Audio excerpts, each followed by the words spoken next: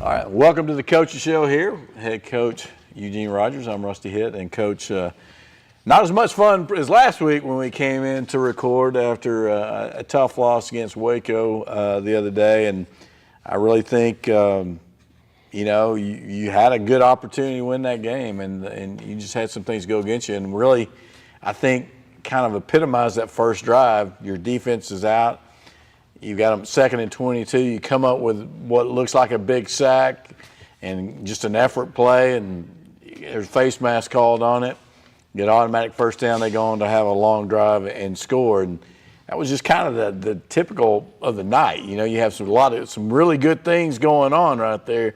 Then one mistake, and it cost you points right off the bat. Yeah. It's part of the process. We talk about this process. It's the growing pains of rebuilding a program. And I know, and I've been through these situations before, but rest assured, Tiger Nation, that we're going to get it fixed. I was very disappointed in us as a team because I felt that we should have won that game. We played well enough on defense to win it, but you can't win when you give up, when you turn over the football. And we have been working diligently on protecting the football. We do what's called all about the ball. That's one of the first things we do in practice, and we wanted them to be intentional about that, and they paid attention this week, and now they understand the importance of protecting the football. And as part of the growing pains, and we should see a different result this week and tonight.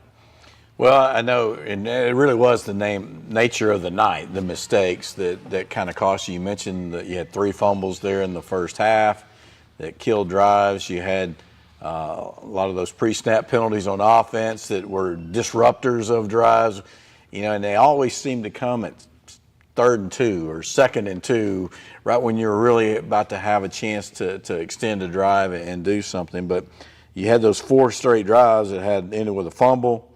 You had a fumble that led to a TD, a punt return for a TD, and another fumble.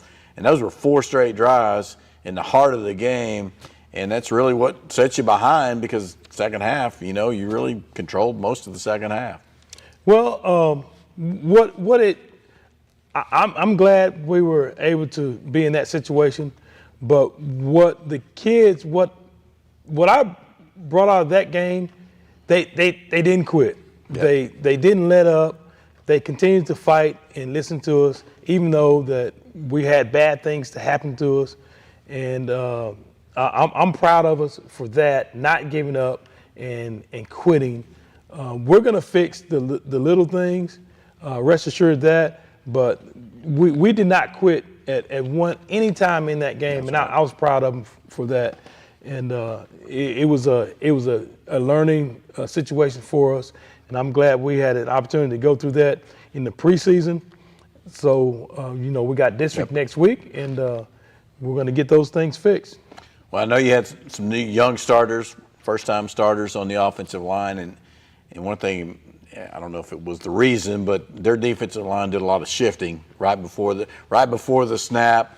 And, for some inexperienced guys, sometimes that they're already nervous, right? And so it gets them ready to go, and they were probably making calls while they were shifting too to try and draw you to move. So there's no excuses. We knew that they would shift and move. Yeah. We call it move, and we do the same thing on our defensive front, and we worked on that throughout the week, and we just, for some reason, they just didn't hit home during practice, and we didn't translate it from practice to the game. And again, we highlighted those things. We got to be intentional in practice, and we got to take what we do in practice to the games. And again, it's a learning experience, and I'm glad we had a chance to go through it and handle that. And now look forward to us handling those situations and being better at it.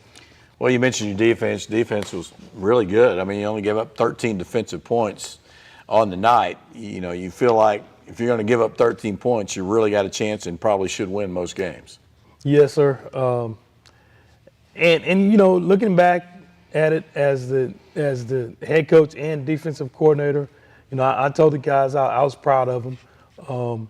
There's some situations in there that it was on me, some calls that I could have made and made the adjustments, but we didn't. And I own up to those things.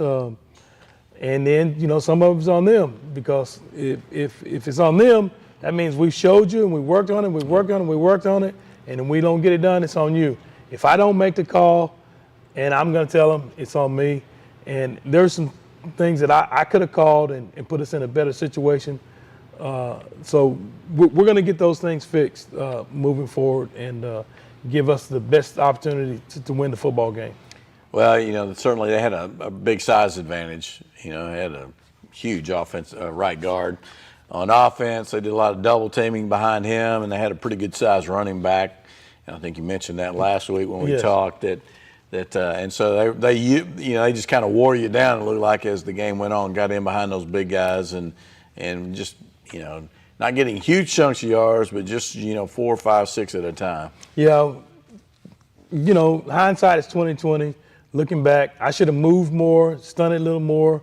When you have big guys and put them on the defensive, and I didn't. I just relied on our technique and things like that. But moving forward, we're gonna attack the line of scrimmage and win those battles and put us in a situation to be successful. Well, I know one thing. I know there's one guy on your team that really did have a nice night, and that was Turtle Lewis. Wow. I mean, he had leading rusher, part-time role at quarterback. I think he had 80 yards rushing, and defensively, 16. It said 23 total tackles, right? Yes. 16 initial hits. 16 initials, 23 total tackles.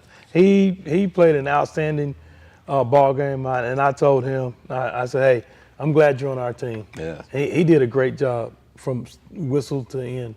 I tell you what, I mean, he was just all over the place. And again, safeties being your leading tackler, that says a couple things, right? You'd rather have linebackers be your leading tacklers, but again, his activity, same as the first game, he and Mark were both very active that game from the safety role. So you got two really good guys back there playing in that role. But man, his growth as a safety, watching him, he played freshman year as a little bit of a quarterback and so forth, but his role as his last 2 years at safety, he's really blossomed in that role. And again, 23 tackles for anybody at any time is amazing. So I would credit Coach Betts, his coach, for pinning it down and making it simple for him. It's not rocket science, the things that we do, and we try to keep it simple. And he played fast, and it was simple to him. The game is slowed down, and he gets it. Now we need the 10 others to get it for the game to slow down and be simple, and that's what we're striving for. Well, you really did a good job in the pass game on the defensive side. You were able to shut down. I mean, they completed one pass of real consequence that kept a drive going there in the first half that led to a score. But other than that, I think really you didn't really give up much in the pass game. You guys did a good job. And so overall, defensively, again, you got to be really pleased. And I'll tell you somebody else that kind of stood out to me was Escamilla being thrust into the punting role. He really punted the ball extremely well. He gave up the one punt return, but that's just him. I had to get rid of it, and they kind of made a good move and broke a tackle initially. But I thought he had a really good game for you, and you pinned him back at the one. I believe they're in the second half to really put him in a negative spot. Yeah, Jerry did a great job coming in and being the punter with the day of. So I'm proud of him for stepping up and doing that role. I got some leaders that's taking on the ownership of being a leader and a role player, and they're doing the things that we asked them to do, and I appreciate that from those guys. Well, let's talk a little bit about the game tonight. You got Hallsville coming up. They come in 0-2. They've had a couple losses, one to Lindale, and then last week they actually lost to a district team of Crandall. In a couple of close games, they lost 32-24, one-score game. So talk a little bit about what you've seen from Hallsville. Disregard the record. They are a pretty good football team. They're a solid football team. Offensively, the quarterback is pretty shifty. He can scramble and get away from and throw the football. They like to throw it a little more than they run it. They do run it well. The running back will continue to make the proper reads and shifts and things like that. And they like to get vertical. They have a power running game. We have to do a great job of shutting down that and slowing down the pass game. They're a good football team. So don't look at their record. It's going to be an exciting game. I think we should, our offense should come out tonight and be able to put up some points on their defense. Well, they've put up points, but they've also given up points when you're looking back at those first two games. Offensively, been very run heavy. The pass game, we had some drops. We had some miscues there, unable to keep drives going with that pass game too often. So what are you going to look at as far as how to attack them? So offensively, you're going to see, our ultimate goal here is Corsicana is win football games. So you're going to see Turtle at quarterback. So we're going to settle him in and let him start tonight and play. Definitely the run game, quarterback run game with the running of our running backs, as well as he can throw the ball as well. Yeah. So we look for a balanced attack tonight with Turtle at the helm, and he's a senior and he's a leader and he wants to win, and we put him back there and we're going to get in the end zone tonight with him. Well, that's key, right? So, yes, sir. Now tonight, it probably feels good to get back to a Friday night game, and of course you had a Thursday night game on the road, and you had a lightning delay. Yeah. Unexpectedly, I would guess. I mean, who would have thought we were going to have weather that night? And so kind of changes your whole pregame routine, your warm-up periods. So, again, for the first road game, you had a lot of craziness go on for a young team to try to adapt to that. And we use everything as a learning experience to get us ready for district. Now we know how to handle that if it happens in district play. So, I'm glad it happened. Second ball game or the first road trip. Now we will know how to handle it and get our guys refocused and moving forward. So you get the guys back home. They should be comfortable. They had a nice win here, game one. So talk about your week of preparation this week and how it may be, what the feel like is as you're going into this game. Well, every week we have a theme, and our theme this week is strain. So first thing we do on Monday mornings, we're going to lift weights. And I wanted them to understand that we have to strain in the weight room. When it gets tough, we got to push through it and we got to fight through it. We can't stop. We got to continue to go through it. And we've had some great practices this week. Yep. We strained on the football field. We made them go a little extra. Good. Go back and do it again. The old Donnie Dimbo way. If you don't do it right, we're going to have an opportunity to do it again until we get it right. So we strained out on the practice field and in the weight room, and now we're going to see it come alive tonight. All right. Well, let's go get them, Coach. Good luck, and let's get that second win here tonight at home. Yes, sir. All right. Appreciate it. Thank you, Coach Rogers. All right. Thanks. Thanks for joining us here.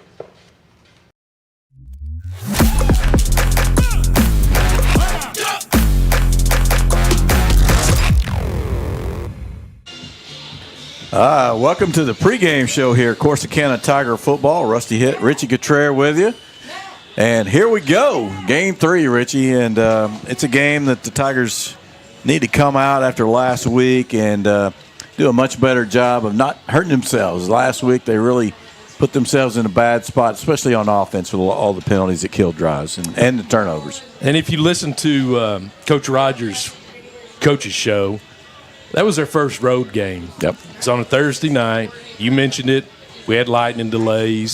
So it's a whole new experience for everybody. It's the first time Coach has been able to put his stamp on what a out-of-town game travel process looks like. So they had to experience that, and now they know. They went up against a good-sized Waco team, bigger than what we played the week before with Cleaver. Yep. And, it was just new to everybody. So thank goodness it's a preseason game or a non-district game. Yep. And now we're back home for our final non-district game. So I think things are going to be a lot better for us. But I personally feel like this Hallsville team is probably going to be the best of the three non-district teams that we play. Yeah, and they come in 0-2, and which is, can be deceiving. But they lost to Lindale, pretty tight game, 35-27. They lost to Crandall last week, a district team, 32-24. So the thing is, they've been putting up points, and that's where we've struggled. And but they've also given up points, and we've done a pretty good job on the defensive side. So it'll be interesting to see how that matchup plays out when they get on the field together. And we're a big play team. Yep. We saw that week one, and we didn't have any big plays against Waco. Waco had some big plays against us. So let's see if we can make some big plays and change the landscape of the game and the mentality of the game too. Because I'm sure that Hallsville's coming in feeling pretty good about themselves because, like you said, they can put points on the board. Yep.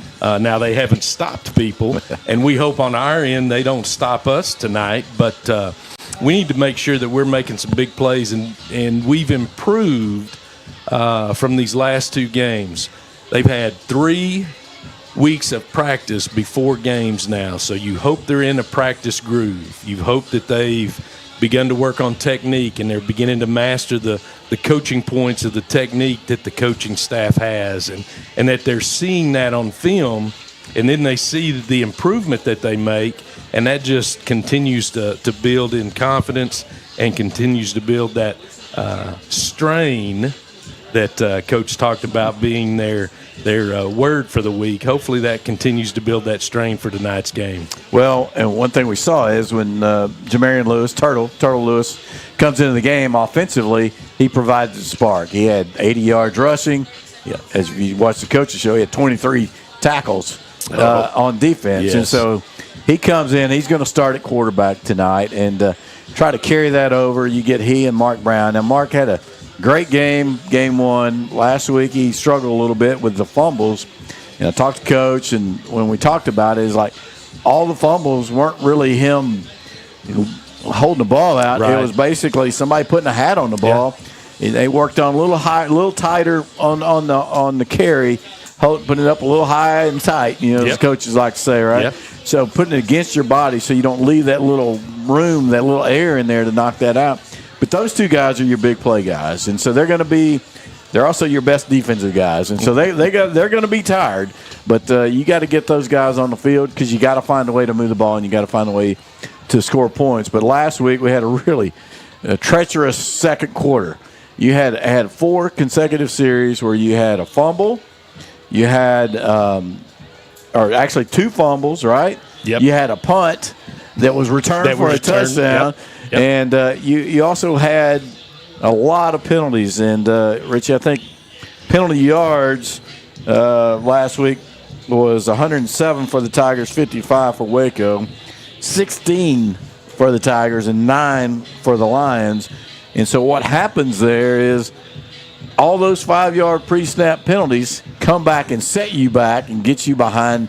And how many of those happen when it's like 2nd and 2 or 3rd and 2? And it ends up becoming, when it's all said and done, we're at 3rd and 15, 3rd and 17, 3rd and 12 in those situations. And we haven't been very productive offensively. So, those are tough things to deal with. And like Coach said, there are things there that they know. Now they've been through that experience. They're better prepared. They have that knowledge now of what to expect. And like he said, we worked on that. But when you get in the game, a lot of things happen, and your own mind and everything's different. So they're better for it. And hopefully tonight we can limit the penalties. We can put some drives together. We can be balanced offensively. So hopefully all those things Coach talked about are just going to come to fruition right here on this beautiful field. Well, let's go down to the field and talk to Chuck Williams. Chuck, can you hear us down there? Chuck? Looks like he's playing handyman. Yeah. Oh, I see him. Chuck, can you hear us? No? All right. We'll work on that. I don't know why Chuck can't hear us, but we will mess with him in a minute. So, all right. You got him, Adam? We got our technical director coming in to fix things. He's the genius that runs this operation. Adam Walthall, Esquire. Yes. As I used that today in the Navarre College in the Red Zone Coaches Show. He and Jonathan Seaton take care of us. And can you hear us now, Chuck? No, still looking.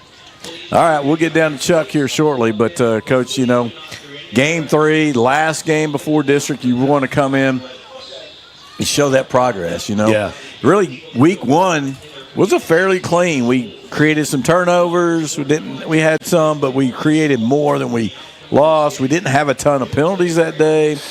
And big plays. Big plays. And so last week you showed some nerves, and so you want to see that growth week to week.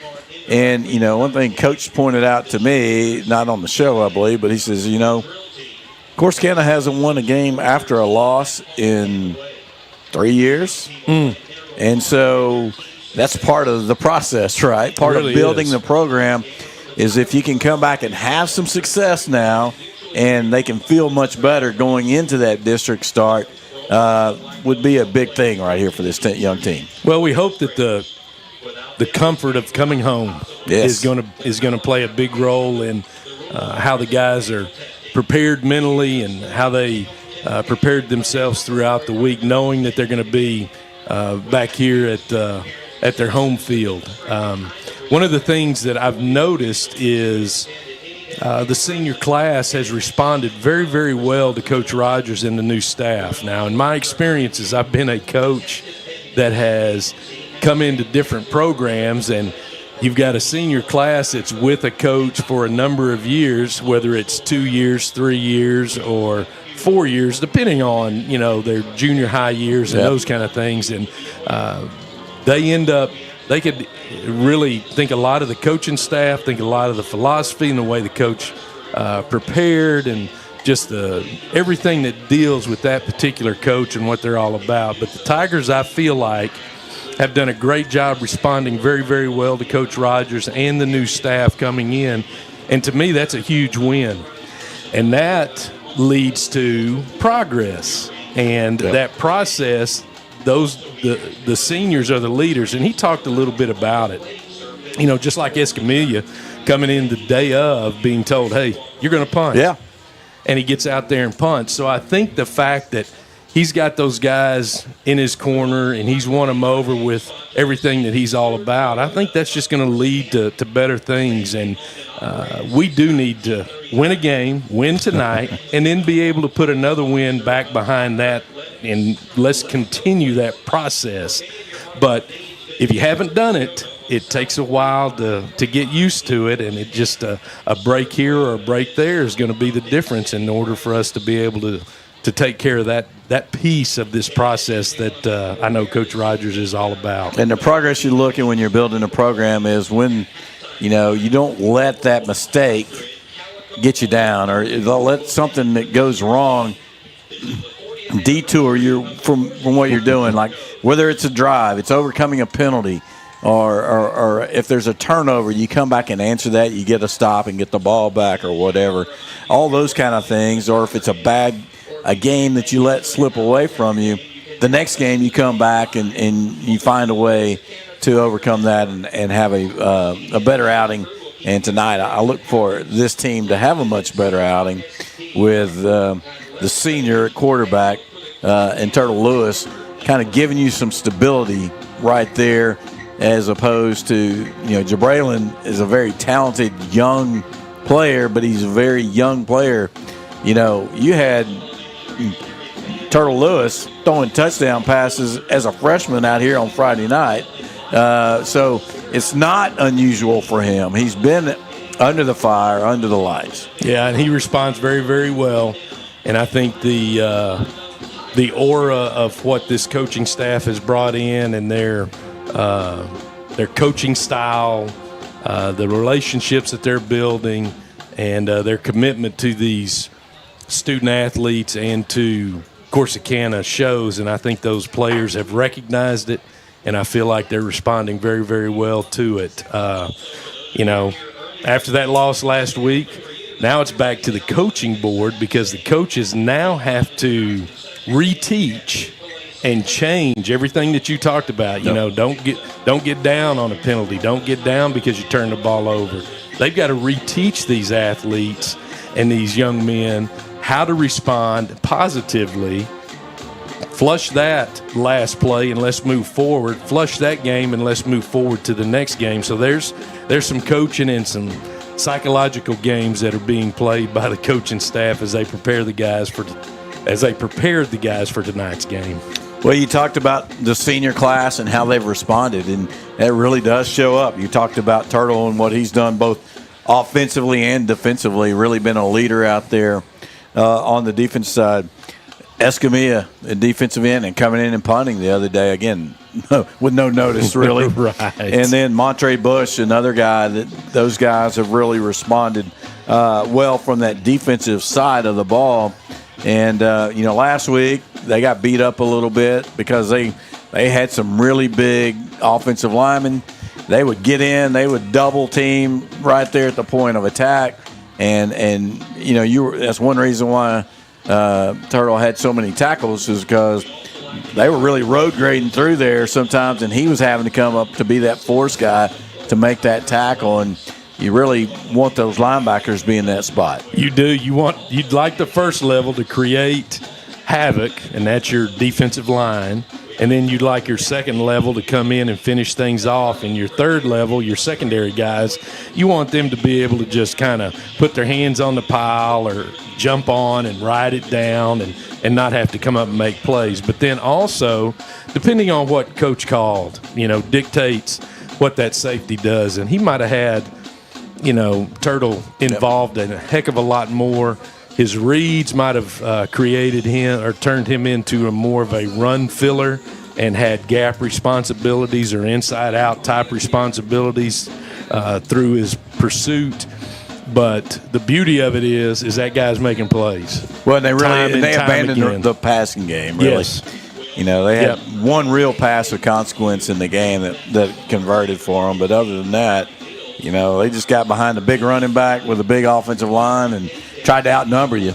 They outnumbered you, and then they just created space. Yep. I mean, we got pushed around, or our angles of pursuit, or how we're trying to get off blocks. We just opened up gaps, and then the opportunity to fill or to cut the pullers or the guys that are leading up in there didn't always come true, and it just opened things up. And if you can create a tighter gap and make it that much more difficult, those big run plays and those big third and short kind of plays aren't happening. And, the adjustments, hopefully our defensive line and our linebackers saw on the film what was going on and what was happening to them. So now they can make those adjustments because we didn't need to stand up and belly bump with those guys. Yeah. They were much bigger and they could move us. We've got to have lower pad level, and if we have to, we've got to contain our gap and then just try to create smaller spaces there for the running back to have to get through.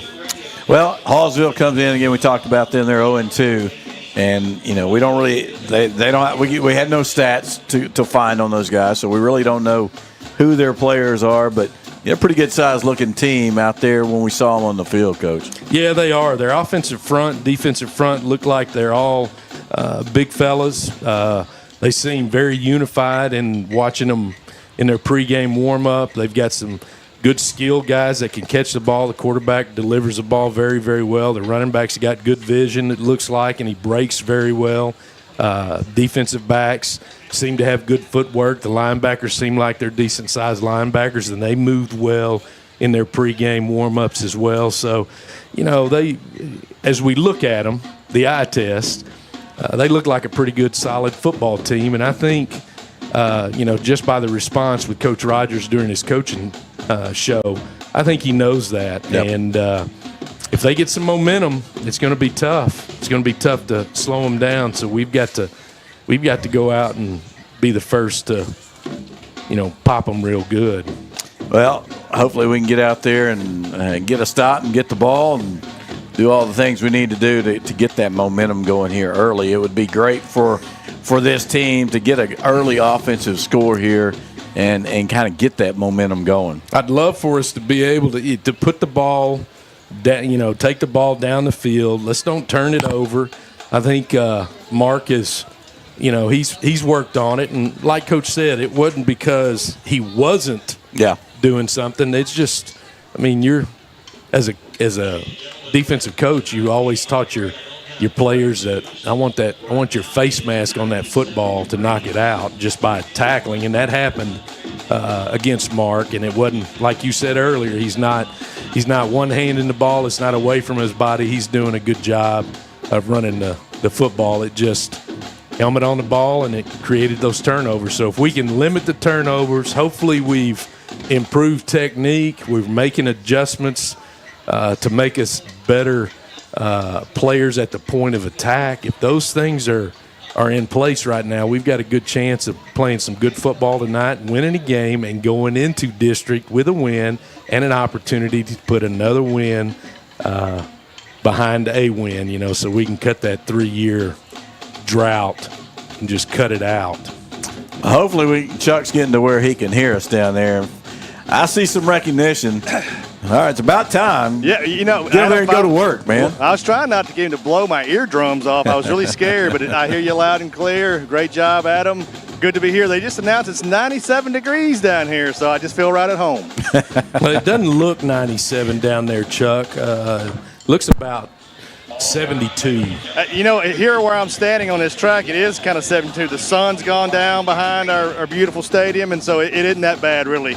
It's much better than it was a month ago. Well, when he worked for us, he would call it Community National Bank and Trust Stadium, and now he just calls it our beautiful stadium. The reason I was so scared I'd botch that up and I'd get in trouble, but I love Community National Bank and Trust. It is the best bank in the best place in the world, and I promise y'all that. Promise y'all that. All right, well, you see the little one's about to come out.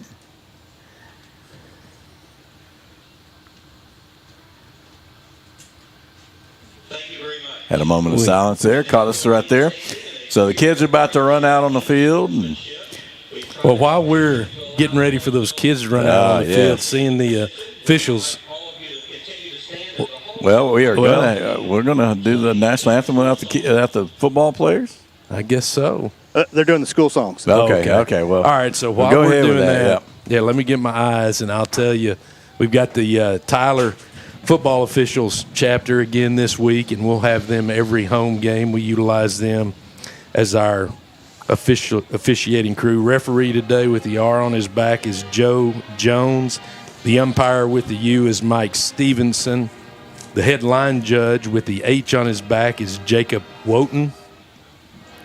The line judge with the L is Tyler Basden. The back judge with the B is Travis Verana. Side judge with the S is Andre Plata, and the field judge with the F on his back is Roderick Hopes. They are all from the Tyler football chapter in Tyler, Texas. Okay, as an old coach, you'll know what's the difference between the headline judge and the line judge and the side judge? Well, it's going to be the guy that handles the chains. The chains, okay. Yes. Yep, handles the chains, gets the down marker set and in his place, and making sure the chains freeze, don't move until I bring you. You know how that can happen sometimes, and as well as the down marker for that, or the down box. So, those guys have those different responsibilities, and somebody's got to manage the chains. Well, you can hear All Hail Corsicana being played. Got a little bit of a line coming in on both sides. Either it's off of 22 or off of 45th, a little bit of a line. Not too bad, but plenty of time to get here. You got about 10 minutes, so hopefully you can get in and get parked and get in your seats. So we are looking forward to getting a good game going here. And, the Tigers, they weren't that far off yardage-wise last week. Again, they gave up those 4 possessions in the second quarter. It really was the difficult time. Second half, you actually won, right? You didn't give up any points. Nope, you didn't. You're able to move the ball and had a nice little run for a touchdown from Lewis who's in the quarterback at the time. So we got some good things to work on and to build on. And again, it's a very young, inexperienced team that. And, with the new staff, they're trying to get accustomed. This is the third head coach that Jamarian Lewis has played for, because he did play as a freshman. He played for Hal Wasson as a freshman, played for Coach Sardinia the last 2 years, and then now Coach Rogers and his staff. That's tough on high school kids when you've got turnover like that, and there's and that happens all around us. It's not like it just happened here. It happens all around us, and those type of things are a big part of Texas high school football now, and it's tough on kids. It's tough. Found our future running back. That kid came from about 20 yards back to win this thing. And took off. He did, man. Speaking of that. He passed a bunch of those little guys. Speaking of that, we've got like a 4th grade race tonight. 4th graders, fastest cool. 4th grader in the district is going on tonight. I think at halftime we've got a reunion of the Calicos. The celebration of the Calicos. Their 40 years of being the Calicos. Of course, when we were in school, they were called the Blue Gold Brigade. Yep. They've been named the Calicos now for 40 years. So there's some former Calicos that are going to be out on the field performing. We'll have that on video. You'll get to see that. You'll have a chance to see it. But, but back to the coaching piece of it. Yeah, it's tough. And it's tough to establish a program that's consistent. And the lack of consistency in your program really has an effect on the consistency of the kids and what they're able to do. Unless you've got a kid that's just blessed and just has all the tools already, it's going to be tough, because it takes a coach to be here a number of years to be able to establish his program, his way of doing things, and developing those kids. And, just got to give them a chance. You got the stability now, because Eugene Rogers isn't going anywhere. He's going to be – he was brought in to rebuild this program. He's going to give it everything, and he's planning on being here for a while. And I think that's exactly what we need in the program. And I think he's the first one in quite a while that fits that mold. And truly – being a hometown guy, he's very familiar and he wants to be here. So that piece of it's really, really great. But I think he's the first one in a number of years. And I'm talking a number of years that really has had the desire to really just build this thing up and finish it off like it needs to be done. Yeah, he's not looking to get a job somewhere else. Nope. He's looking to rebuild what he knows this program has been. And hence his phrase that he uses, return to dominance. So. Yeah, absolutely. So Tigers are in the tunnel. I think Hallsville's over in their tunnel, and we'll start seeing them enter the field here shortly. We'll have the coin toss, national anthem, and the opening kickoff all coming up here shortly. That's wild that you don't, the coin toss and the opening kickoff and the sponsored by, and just the dynamic of a radio broadcast compared to this television broadcast is very, very different. But it's been fun, and we've had great reviews. And everybody's given us great reviews, so thank you. Well, we appreciate that. We hope you've enjoyed it. I know the real great reviews go to the guys next door, and Adam and Jonathan and all their camera people, getting things, getting you the pictures, the replays. We could do a full replay review referee system based on the angles that these guys have been able to get. And they like it. They like what they're doing. They love what they're doing. Yes. They could care less about being on the mic, in front of the camera. They love producing what you see and any aspect of any audio, video. Hey, man, they're the presentation. ultimate audio video nerds, man. Those guys got it. Yeah.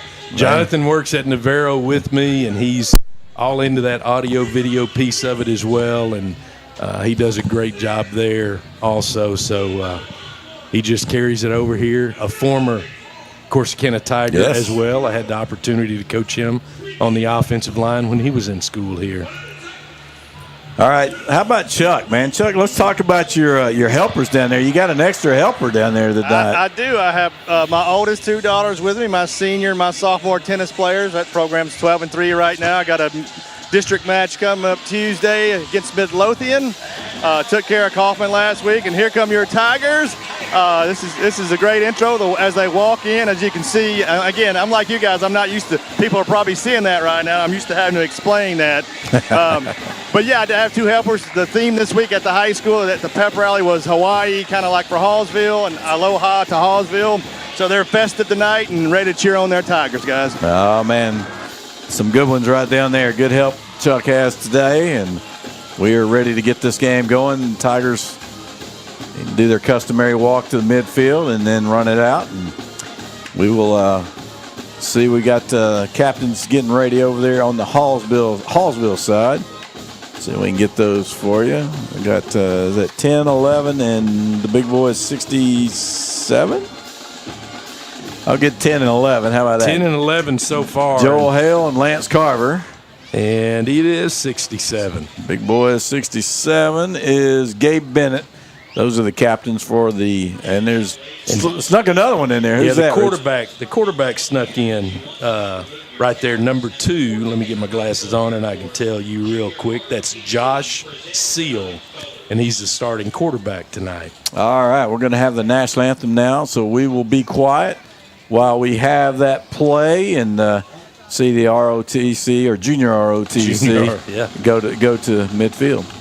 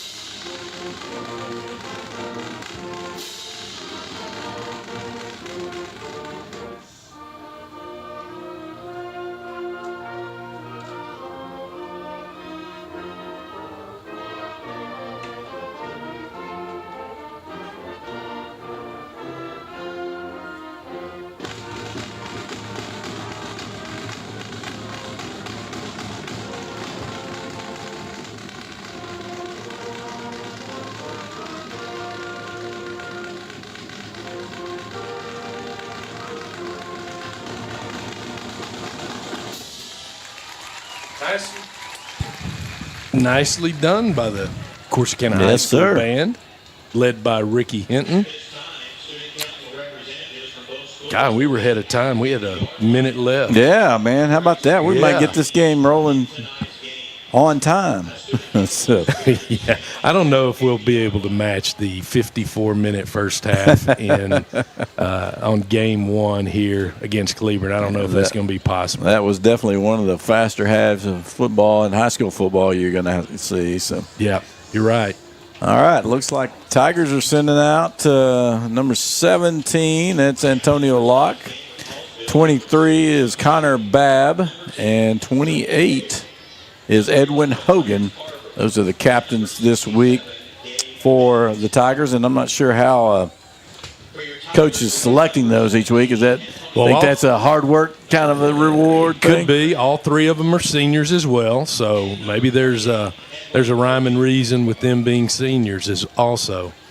Well, I'll tell you what, Antonio Locke came in and threw some pretty nice passes last week over in Waco and just did not get rewarded from his receivers. Right, yep.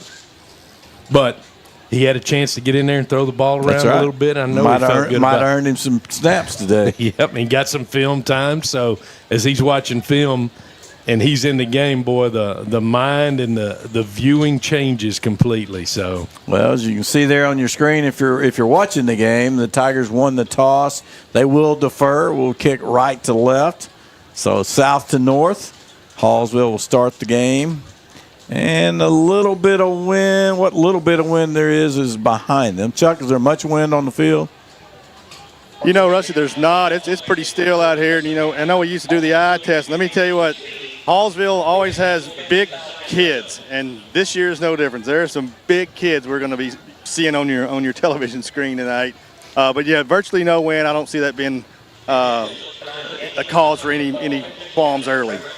Well, one thing that happened last week, pretty much day of game, found out that we would not have Andre Ibanez to kick, and as a result, we will not have Andre Ibanez kicking any longer, and so Giancarlo Zuniga, sophomore, comes up and will take over the kicking duties here for the Tigers. So, I was up here Wednesday talking to the new stadium manager, Brandon Owen, about the process we have when Navarro plays here, and had the opportunity to watch Mr. Zuniga kick the ball, and he's as smooth as silk too. So it's going to be exciting to watch him.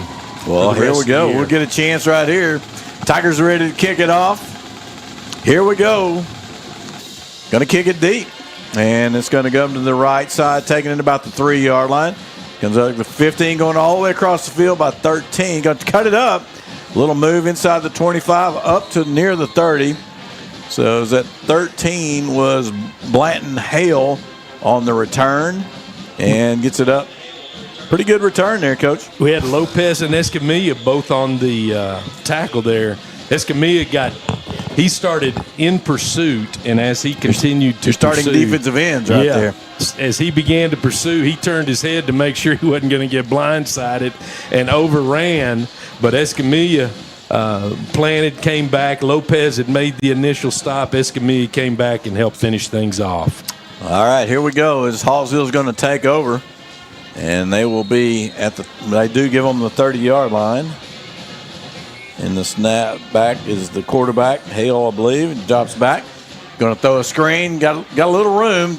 Tigers get over there. That's a great job by Damon Brown making that stop, keeping him from getting the huge yards, only about 7. Great play call honestly with Hallsville, because everybody's pinning their ears back and they're taking off and they're flying up the field trying to establish themselves physically, and nice little play call there, but I felt like the Tigers did a good job of making a play there. I thought Damon Brown did a really good job getting off the blocks there and making that tackle. So he did. Trips to the right, motion going in, hands it off up the middle, and going to be brought down from behind by Fidel Gonzalez.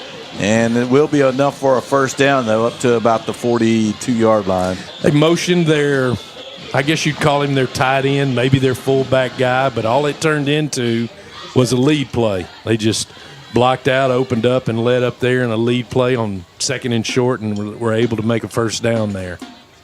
So trips to the right, got a wing back to the left. Call him an H-back. That sounds too old. And the quarterback will fake its toss and keep it. He will have some yardage. He's going to have about 4 or 5 on the play. Gets up to about the 46. Would like to have the linebacker come up there and make the play closer to the line of scrimmage. Defensive end did a great job of spilling and taking out both blockers on the counter. Just need to get up there at the line of scrimmage and make a quicker play. So Alan Walker with the initial hit right there. And it'll be 2nd and 6 for Hallsville. Calling the play at the line is the quarterback, Josh Seal. Called him Hale. Seal. Man comes in motion. Again, same play. Hand it off up the middle. Breaks the tackle. Gets outside. Got a lot of room. 40, 30, and knocked out of bounds by Damon Brown, the corner, but not before big yardage right there for Hallsville. Our safety, Mark Brown, got blocked from the outside there, and he was our real contained guy.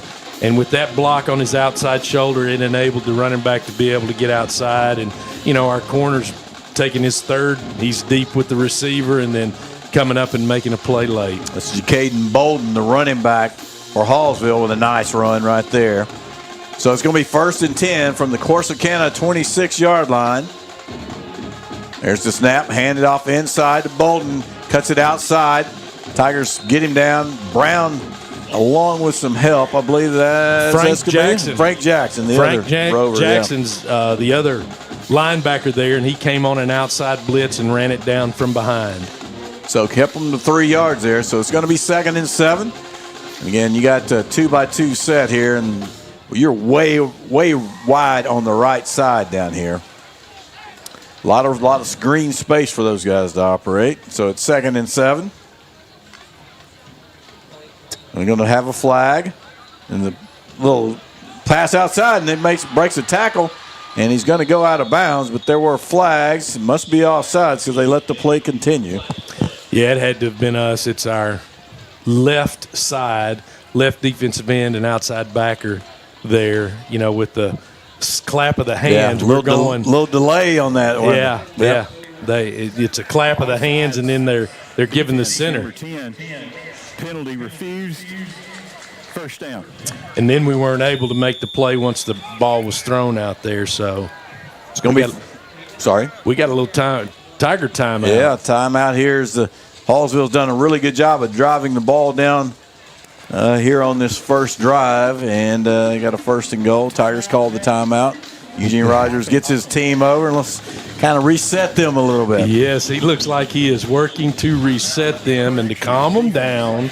Let's get in a groove. Let's do the things that we coached you to do. And we didn't coach you guys to go on the clap. We didn't coach you to miss this tackle, all those kind of things. He's just trying to get them grounded and get them back in their mode, because we're very capable right here of keeping a team out of the end zone. And Coach Rogers has got to get them back focused and get them honed in and take that feeling of defeat, because they just keep moving the ball down the field. He's got to take that feeling of defeat out of their mind right now.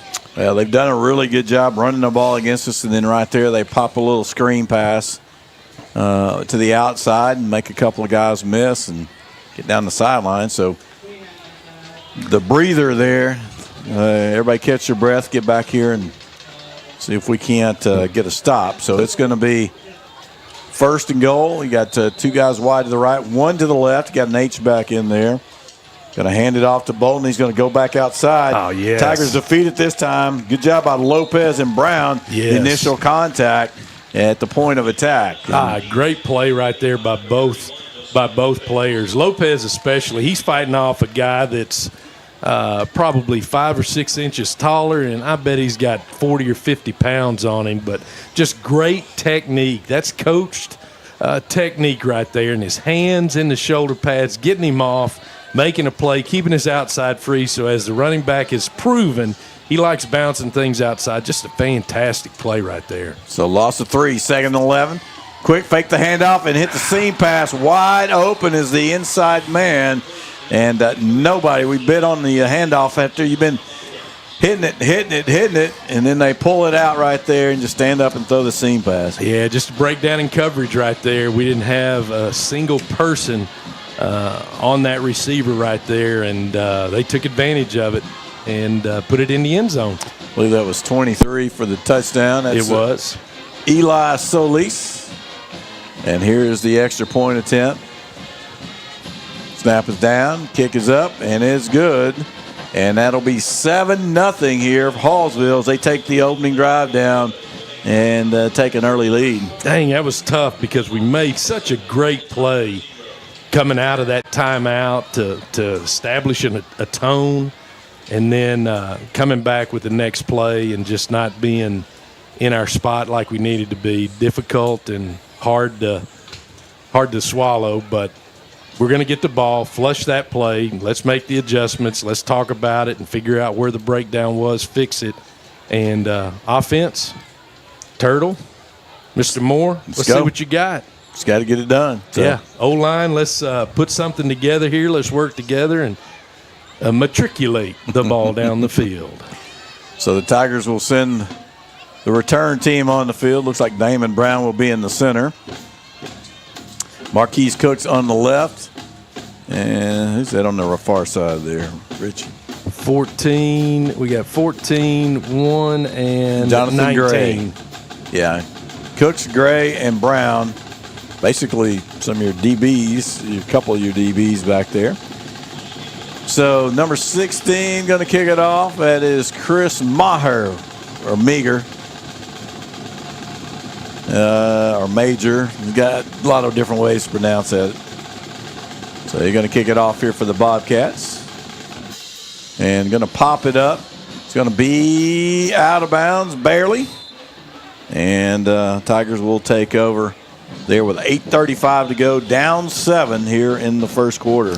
Don't need to let that particular play go unnoticed. There was a great job. It was great communication there between what I'd call the up back, so to speak. And it looked like it was number 8, C.J. Davis, did a great job pointing to the return man that was deep, because they're not going to let C.J. go back and field the ball. He's going to catch something that's at him or in front, and then the return guy back there is going to come up and make those catches. So that was great communication, great execution on that pooch kick. Well, Turtle Lewis comes out at quarterback. Evans is at running back. Going to hand it off to him. Makes a nice little move. Going to get it up near the 35. Picked up 5 on the play. I really like the fact that, boy, we had bodies on the body, and we were moving people in the offensive front. We had some push. Our running back found it and then hit a little crease and got a few extra yards right there. Nice, successful play to kick things off. Good job by Christian Evans on the run. So Lewis brings them out again. We'll have an H-back in the game with him. Lined up on the right side now. 2 receivers right, 1 wide to the left. Evans in the backfield with Lewis. Going to hand it off again. This time he's met in the backfield. Going to lose a play. And there were 3 white uniforms around him. Really no chance to go. Going to lose a yard. No chance to go, and that's okay. We learned from that play right there. And then, you know, there are things we can do off that, but we're not going to do those things immediately. We're going to continue to stay with the plan early right here and make sure that we do our job. And Cornejo's the leader of that group, and he's making sure everybody's doing their job and challenging and making sure that they know how important this piece of it is. Well, it's 3rd down and 6 now for the Tigers. 2 receivers to the left, 1 to the right. Going to hand it off, fake the handoff. Lewis is going to keep it. Met in the backfield by big number 90, Chris Hutton, for the defense, doing the job, staying home and making the play. Well, there was the thing that I was alluding to, the quarterback reading and pulling the ball right there. But they had that covered. They had the guys at home taking care of their responsibility and caught us behind the line of scrimmage there for a loss. Well, we had a good first down, and we're going backwards the next 2. So Zuniga will also handle the punting chores here for the Tigers today. So I got a single safety back deep here for Hallsville. A bad snap. He gets it on the bounce, gets it off. Doesn't get much out of it. Does get a little bit of a bounce to benefit him. But the ball will not make it to midfield, and that was just trying to get it away. So yeah, that's all you can do. We're glad he got it away, and the next thing that could have happened was a block and return it for a touchdown there. So it'll be first down at the Tiger 47 now for the Bobcats. And last played them in the playoffs a long time ago. I don't know, God, it was like 2000? Chuck can tell us the year, 2001, I believe. And won that one, I believe it was 10-9. Is that right, Chuck? That was 2000. That was the game Josh Pickett at fullback just saved us, because I still text him this day about Hallsville and playing Hallsville. 2000. So that was over at Stephen F., right? Yeah. Correct. Yeah, there's a toss right, and the Tigers come out. They slow him down. A good job there by Frank Jackson. He doesn't go down initially. He will get a yard out of it. So Escamilla had a chance to get him down, and he really came upfield and needed to be able to follow the path of that back, because that back doesn't need to get outside of him. But he did defeat the block and had an opportunity to make a play, but he's reaching out, and then I think it was Jackson that flew up there and kind of knocked him off, and then everybody had to swarm to get to him to make the tackle. Give him 2. So it's going to be 2nd and 8. Trips to the left, 1 receiver to the right. And went back to the left of the quarterback. Going to hand it off inside. Nope, going to pull it out, throw it deep. Going to be picked off. Oh, no, Brown drops it. It was too easy. Too easy. And we jumped again down here at the bottom. And on your screen, or those of you that are just listening, down on the home side, Escamilla jumped and created the cause to throw the flag. Whether we intercepted or not, it'd come back. Defense, 5-yard penalty will remain. 2nd down. So instead of doing this against ourselves offensively, we are doing this now to ourselves defensively. So Yeah, and I tell you, Richie, you're right. It's the clap. He claps, and that's making us jump. So you're right. I don't know if you can hear it on the screen, but the clapping is what's causing the jumping. I think I'm telling myself I hear it.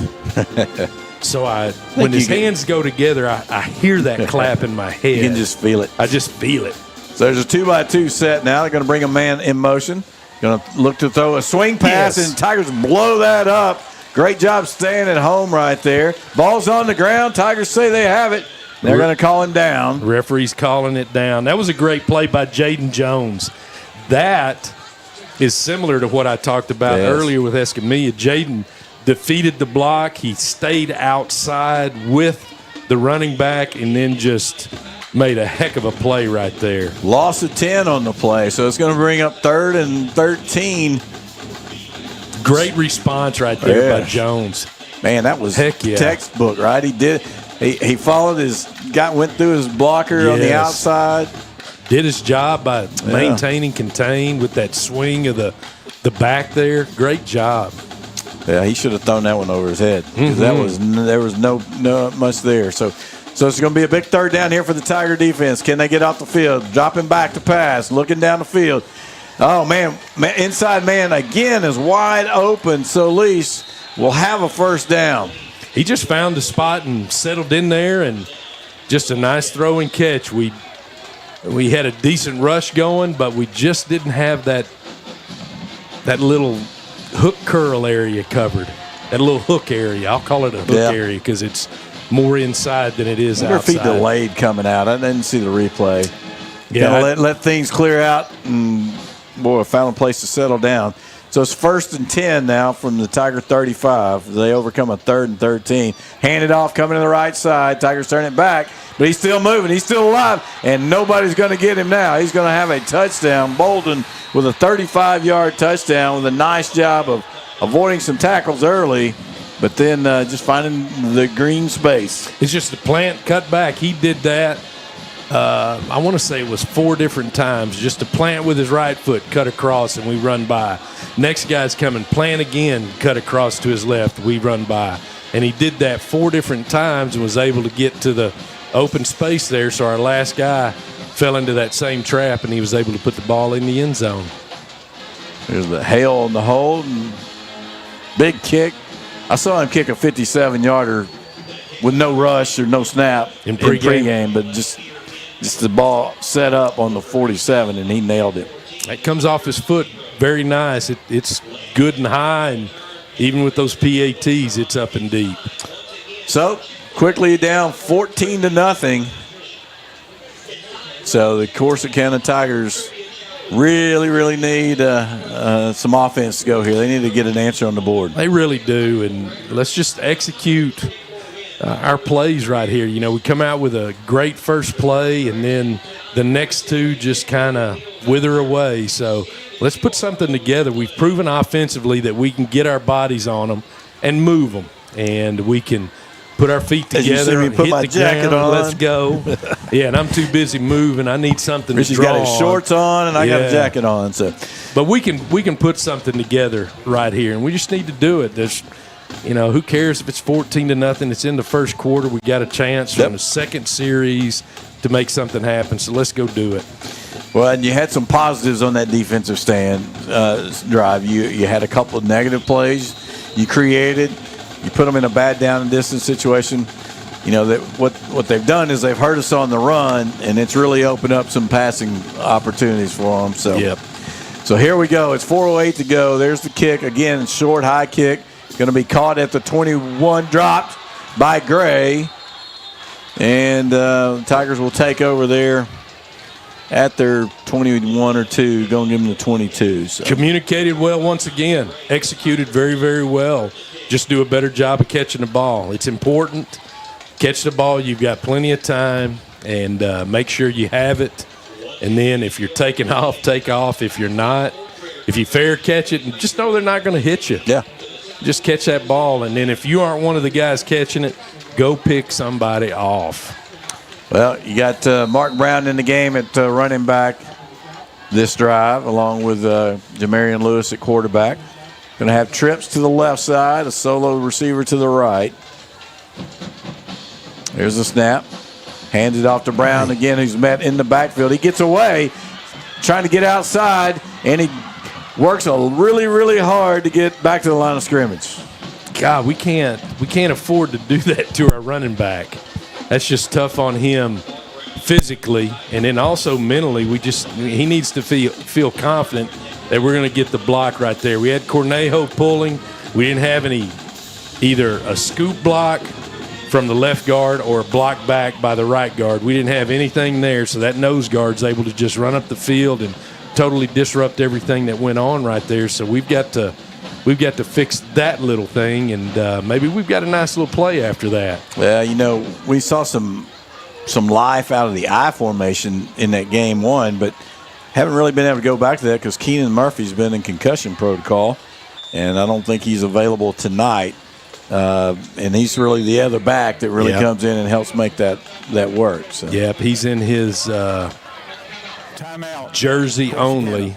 He's he and Mr. Medrano are together in their jersey only, and I hate to see that really helped helped in game one. So. Yeah, big part of the success in the win against Cleveland. You're right. Well, we got a timeout, Chuck. Well, go down there and give them a little pep talk here.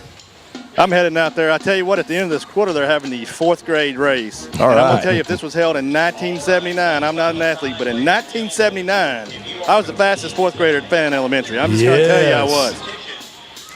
That's what we like to hear, Chuck. Who's around to dispute that? I hope nobody from the Fannin 4th grade class of 79 is around to dispute that. But who knows that now that I'm on TV and I can't cover up some of my actions, somebody's probably going to call me on this one too. But I promise you, in the 4th grade, if you could rewind time, I'd outrun everybody at Fannin. So I would be in on this race. There I am. Yes, sir. Oh, man. Yes, sir. I'm not sure I believe that, Chuck. All right, I've seen you run. Second and about 9.5. There's going to keep by Lewis, and he's going to get a little bit, about 1.5 yards is all. They're going to get up to about the 24. They're pulling a guard, G. Reed, and the quarterback's riding Brown, and he's waiting to see if there's a gap, an opening there. If not, he's giving the ball to Brown to get outside. So he's got a read.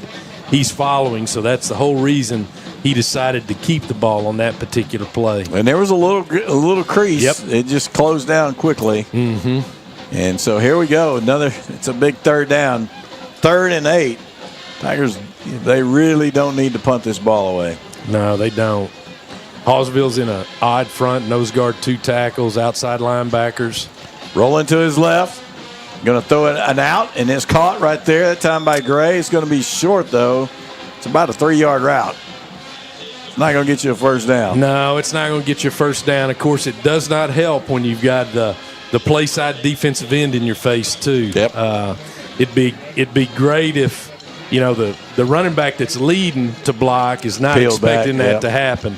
But it would be good if he'd be able to just chip off and stop that pursuit and get that out of the face of the quarterback.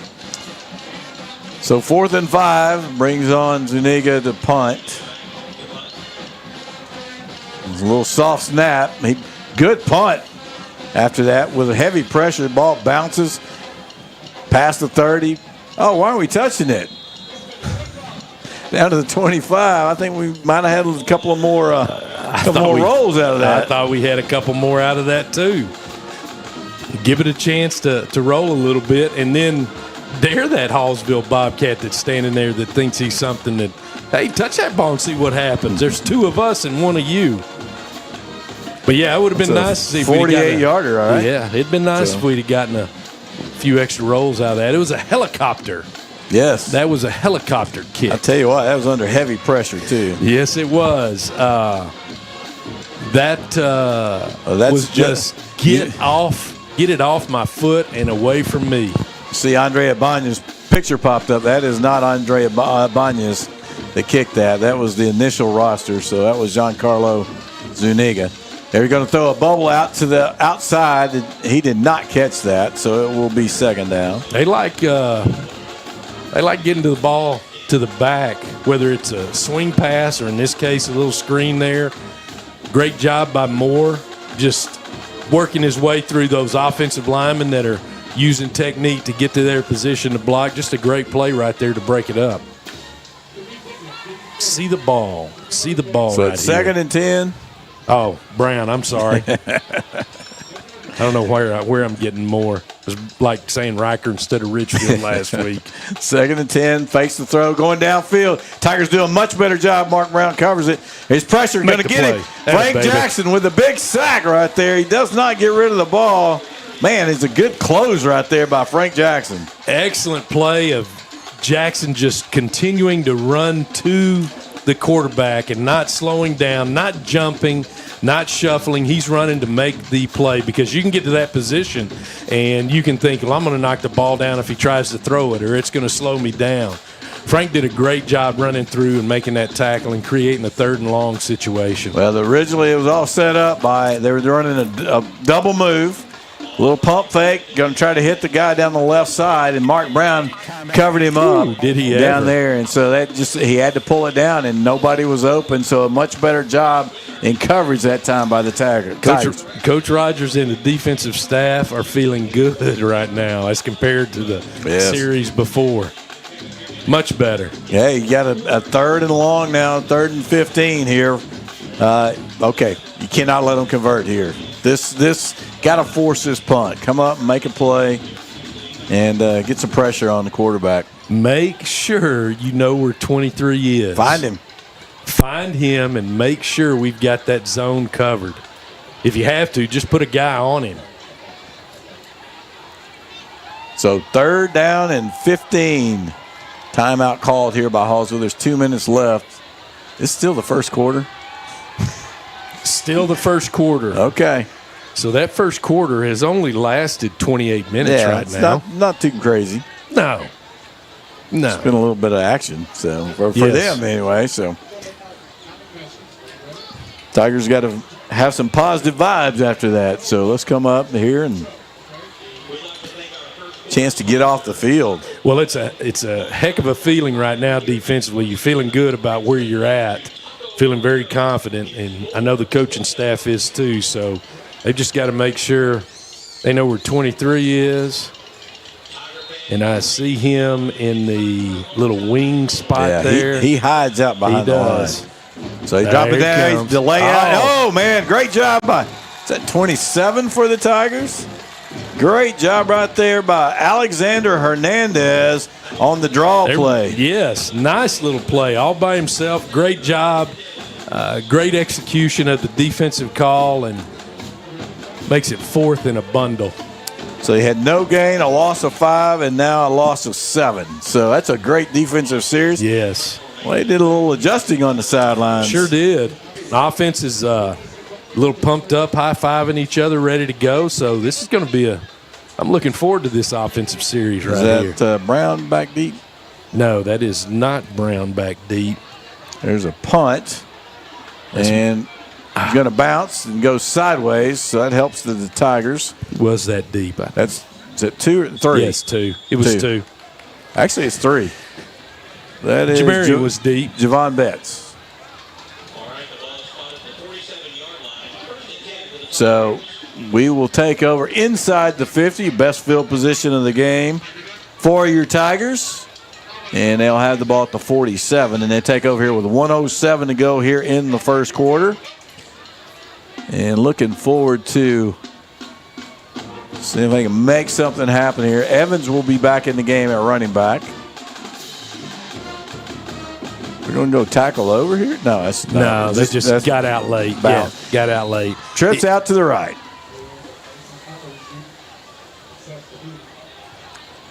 Running back to the left, dropping back to pass, looking downfield, going deep. Ooh. And it's Brown who's running. A little long for him. Got bumped by the defender a little bit, trying to release. I like it, though. You got to get those guys backed up.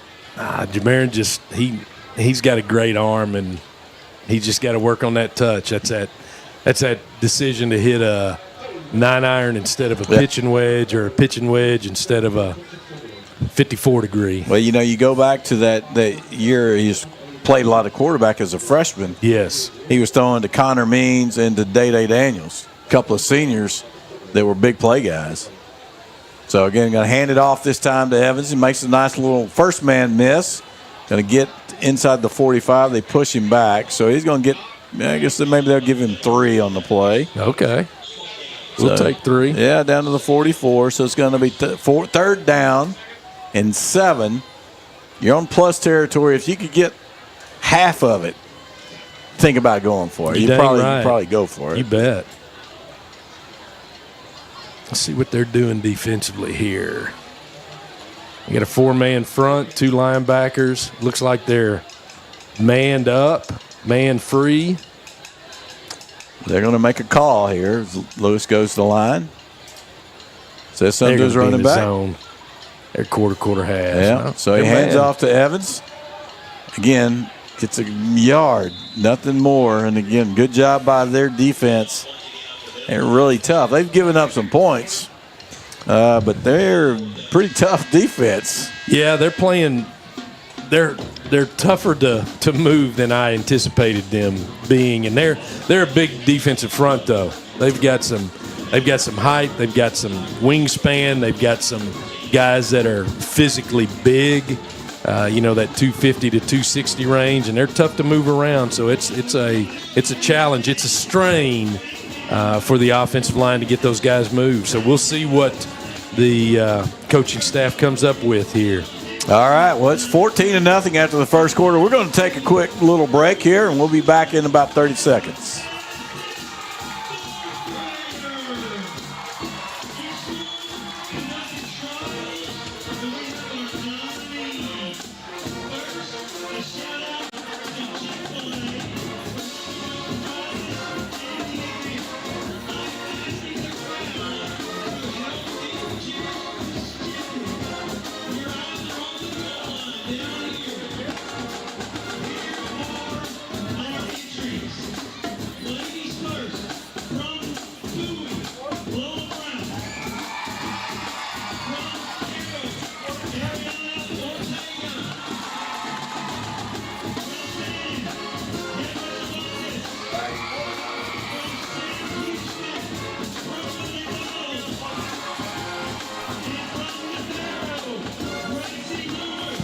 All right, you can see the fastest fourth grader race coming up right here on the field.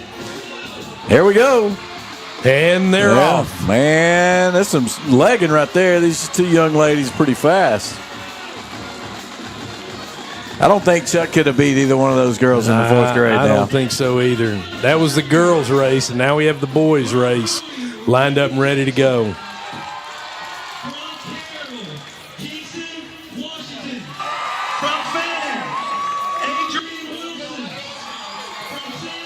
That's Brandon Owen, the stadium manager, calling out the students' names. You got cheerleaders holding the finish line tape. Coach Roddy's getting them lined up and set. Yeah, I think we got an early start there. Those 2 cats, they're running away. Hey, nice comeback. I think he got him on the lean. I got the gray shirt. Yeah, I think he got him on the lean. Hey, y'all know who that gray shirt kid belongs to, don't you? Who's that? That's Cameron Washington's son. Well, that's just a preview of what's coming. No wonder. I thought I heard Washington down there, so just like his daddy. Yeah, that's awesome. We saw him do that with the football a lot, so. All right, Tigers. Let's see. We got a 4th down here. We've got our punt squad, which certainly the thing to do, probably on the 4th and 6. Try to play the game, and Tom pointed out during the break that their quarterback was out. He did not play in that last play and walked off the field pretty woozy. So, and that had to have been after the play that the big Jackson sack had. Yeah. When he got up, his helmet was kind of disheveled. It was not in its normal place. So here we go. As Zuniga will punt, and he gets it up. And bounces, and they're going to pick it up.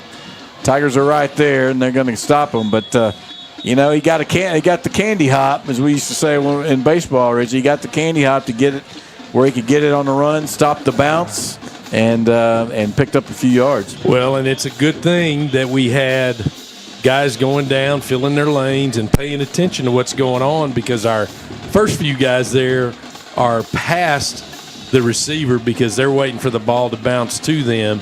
And then that second wave of players right there did a good job of paying attention and making a play. So, let's see here. Well, quarterback is back out. Seal. Josh Seal is the quarterback. He's out along with the running back Bolden. Brings a man in motion. Going to hand it off to Bolden. Going to cut it back to the right. Tigers are there. Going to stop him after a couple yards. Good gang tackling there. That was a great play by, I want to say, that was a great play right there defensively by Josiah Lopez. I thought that was 31 coming up in there. He came inside. They pulled a guard and number 23 from his little wing slot position right there. So GF instead of a GT. And did a great job of getting inside, because what they want to do is they want to kick him out and be able to curl 23 back up inside and lead up on another linebacker and then take off and go. And those are things that happened to us last week. So we got 31 in the game who does not have a number. And they're going to pull it down and run, coming out to the left, but he's going to be brought down before at the 29-yard line, a gain of 5. There should have been a penalty on 23. As he came in that short motion, right when he got to the edge and right off the hip of that tackle. Yeah, he turned up there before the ball was even snapped. I wish we'd have thrown that. The head line judge is on the home side here, so I'd like to have seen that call made. Brings a man in motion, comes all the way across. Going to reset over here on the left side. So now you'll be 2 wide to the left and 1 wide to the right. Got a man on an island out there. Going to run the handoff to the big boy at 31 who's not on the roster. That's just a split zone, and by that I mean they take that number 23 that's on the right side and just bring him across. And all he does is he blocks the end. It's like he's a tight end on that side, and he creates a cross action, tries to get the eyes of the linebacker to flow, but it's just a split zone, and everybody's base blocking or doubling up to the next level there. So they were able to get enough. They got under our pads, and we didn't keep them from pushing us back. So here we go, 1st and 10. 1st and 10 from the 33-yard line. Calling for the snap. Going to hand it off inside. And short gain, about 3 on the play. I believe that was 35 running the ball. So starting to see some other guys out on the field. It wasn't 35. I don't have a 35. 25. 26. Thank you, Chuck. Man, that's what I get for being old trying to see down there. Blaine Housley. Well, it's not like the numbers for Cleburne, where he didn't have a lot of contrast. Yep. Going to hand it off. The quarterback going to keep it, coming to the left. And they're going to be brought down. And that is Bivens, I believe. He's going to be just short of the first down. So making pretty good yardage there. Going to be second and short. Bivens and Lopez both on the play. You know, they went with the flow of the back because it's a cross read, so they're faking to the back. They're still pulling the guard and tackle to the left. It's that GT look, and all it is quarterback keep.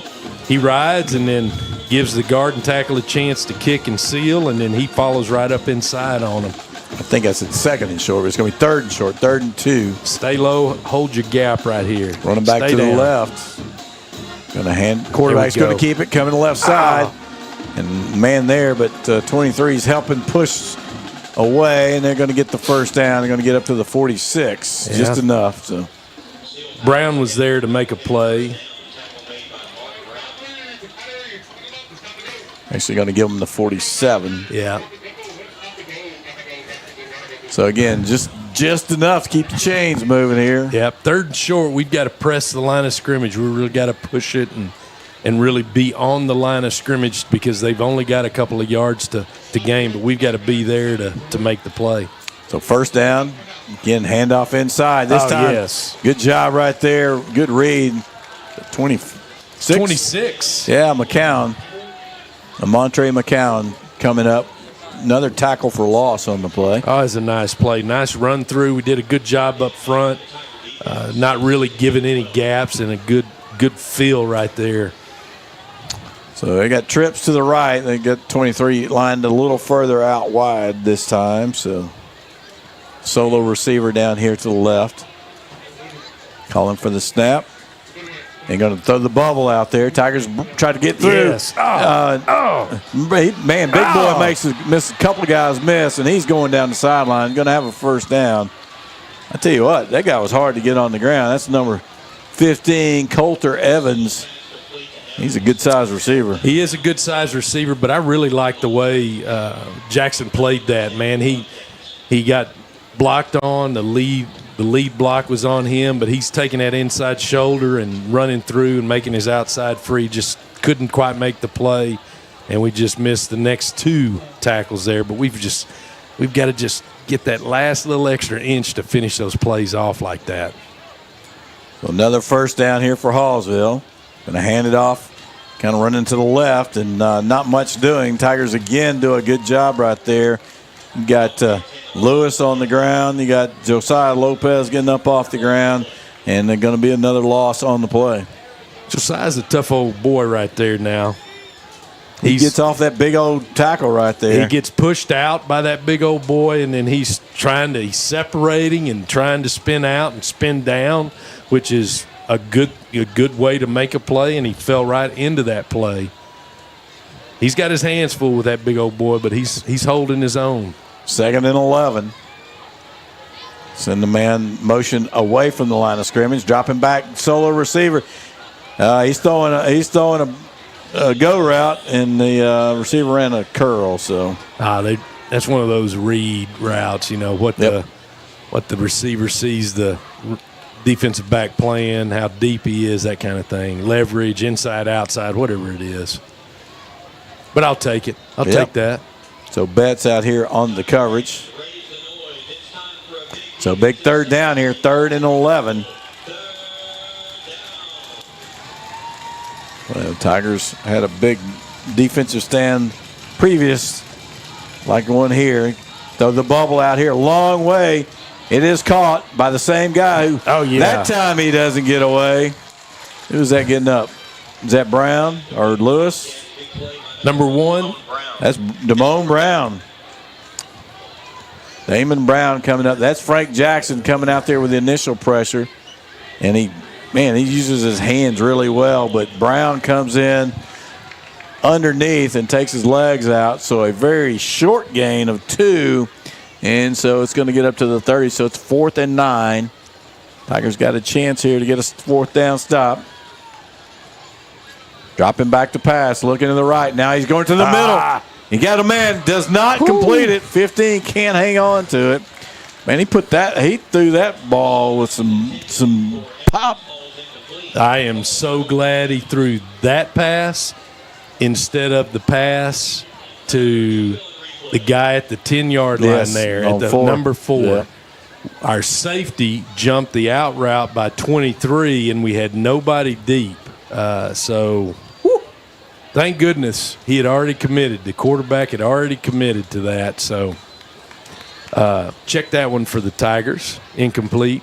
Nobody will ever know that guy was wide open except the other coaching staff, and we'll need to get that fixed. Yeah, Coulter Evans was the target, and he'd been the target on this drive. He's the one that really got the ball down there, but that time kind of put it on his back shoulder. He couldn't come down with it.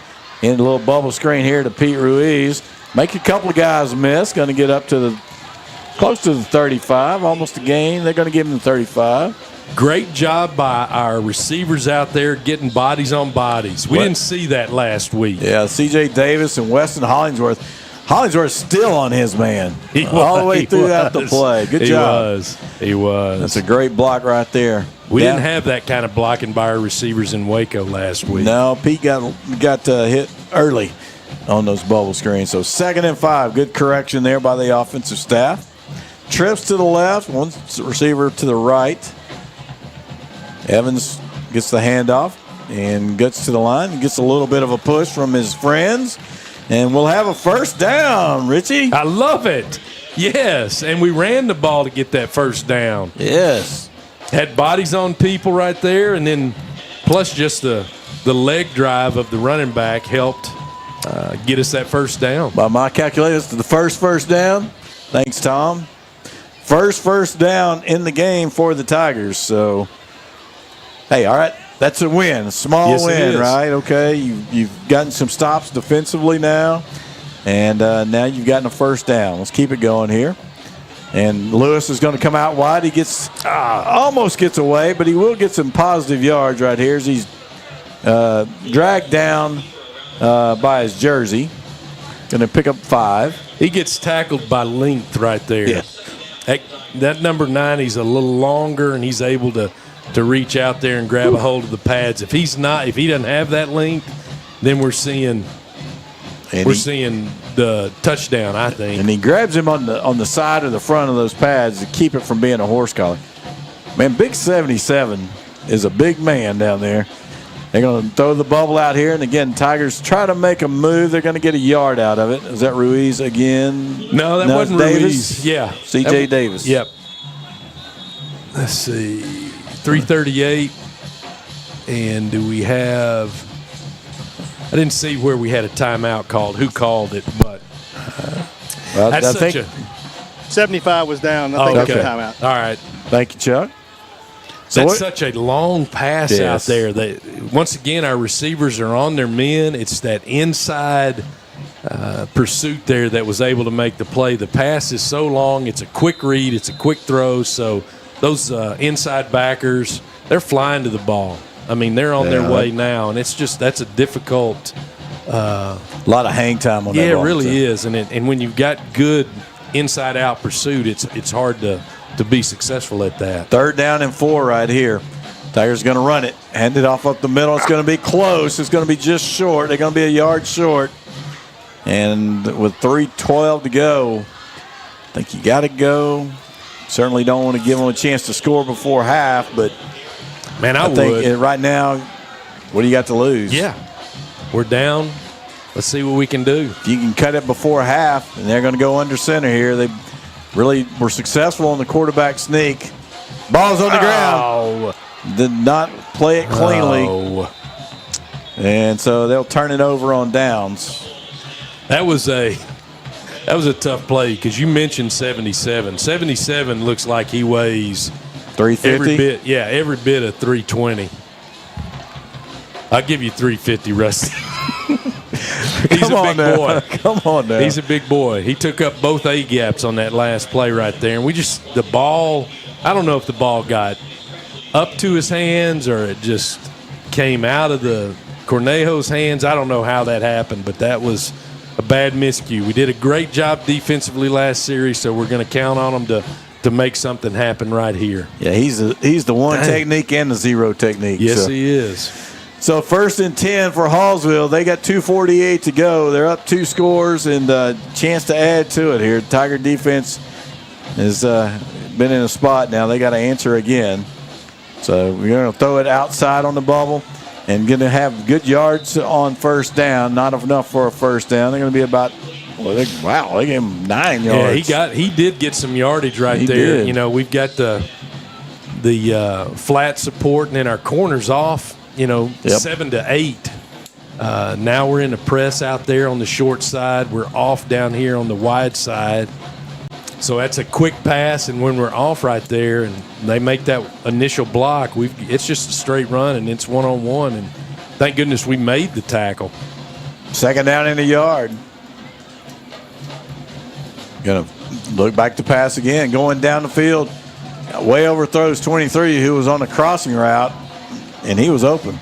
Yeah, he was. I'd like to see our linebackers, our two linebackers, Bivens and Walker, wider. They look like they just dropped straight back, and that's enabled 23 to get open in that seam area, that inside curl area. If they just get a little wider, I'd like to just see that. Hand off to Bolden, who inside now kicks it out just enough. Again, not a lot, a couple of 3 yards, and we'll have a first down to the 34. Man, we did a great job of getting underneath the lead block, but we just didn't make the play and then didn't have support to finish it off. But we had a chance right there. So first down, Hallsville down to 2:20 and counting. Watch that ball. Now the Bolden has to go off the field. So they bring the other running back, 26, on, Lane Hensley.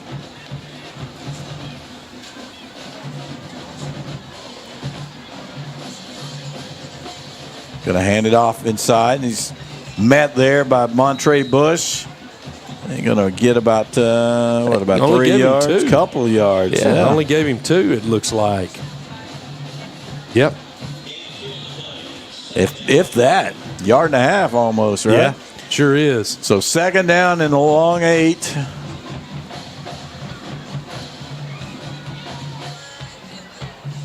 Quick throw out to the right side. He was running a stop route, and he's throwing an out route. Or he just way off target one. The receiver just kept floating inside. Yeah. We had a corner over the top, but the receiver just floated inside, so that play didn't work at all for him. Now we need to take advantage of this situation right here. 3rd and 8.5, 9. So don't expect a draw. You're not going to get a draw. You're probably not going to get a screen or a swing route by the running back. Let's keep an eye on 23. Watch the quarterback keep possibly. 15. We're going to call a timeout. Coach said, hey, I didn't like what I saw. So they're going to call a timeout. Is that their last? They may have one. They might have one more. Yeah, can't tell. I think we both have one. So that's going to be the 3rd down here with 1:34 to go. Again, Tigers down 14-0, but the defense has found some footing here in the last 2 or 3 drives, and with a chance to really, be good to get off of here without giving up any additional points. You're going to get the ball to start the second half. It'd be really great, and it'd be a big boost for the defense to be able to do that 2 series in a row, especially when we're on our side of the 50 and we're trying on that 4th down to try to get that extra yard right there to keep the drive alive, but not being able to do that. The defense has come in and done a good job right here. They just need to really read their keys. If they get that pass set, defensively, you got to stay in your rush lanes and be aggressive, strain, as Coach Rogers said, and let's make sure if you're in a zone, then White, get your head on a swivel and see the threats that you've got from each side right there. If you've got him manned, then hook up on that cat man and let's stay with him right here. We got a chance to really change the half, so to speak, right here if we can keep them from doing anything as far as getting a first down right here. Minute 34, 3rd and 9. Calling for the snap. And going to fake the handoff, throw the slant. Oh! And, man, good coverage. But, man, he put it on. And, no, he dropped it. Yes, good job. He did. Great Damon play. Brown out there. He's played a really nice game Great today. job. So, yeah. Brings up a big 4th down. Now they kick it. They got a kicker that I said looked like he had plenty of leg to try that 50-yarder with a minute 30. But they don't seem to be inclined to do that. Well, the coaches know. He's got a timeout. Yeah, they're signaling. They're getting them a play. Yeah, they're getting a play in, and let's see what happens. They got two wide out here in twin set. Bringing 15 in motion. Throws an out route to the inside man, and he's going to have just enough for a first down. Cleared them out and then ran a man underneath. Yeah, if we were manning that inside receiver right there, we just didn't jump it soon enough. Too much cushion right there. I know we were man on the corners. Dang. That's a tough one right there. They've used that inside guy very effectively. Yeah, and in the this second game. half we're going to see him go out and up. So he'll be out and up in the second half. So here's the first down play. Tigers again get there in the backfield. Going to be Damon Brown coming off the corner. How about that? Yes, I like it. Give you a different look. Use that speed. Another loss. They've had quite a few tackles for losses in this second quarter. So it's going to be 2nd and 11 here. 103, 102 and counting. Let's get us a couple more right here. Running back goes in motion, drops back, goes inside, and 23 cannot handle it that time as he's pretty well covered. It's going to be 3rd down. Brown over the top, Bivens on him. They did a great job right there of closing the gap and making sure, because, he's going to run a 5 to 10 yard route anyway. Bivens is underneath that route. Brown was over the top. Great positioning, great play right there. Nice defensive call. So let's do it again. Let's get this again. We're in that 3rd and long situation. Yeah, sack would be nice right here. Yeah. So 3rd down 11. Going to hand it off, sneak a man inside, and they're going to get really close to a first down. That's just a God, they just good opened job us up. creating that seam. Going to be 4th and a yard. Yeah, 4th and a yard.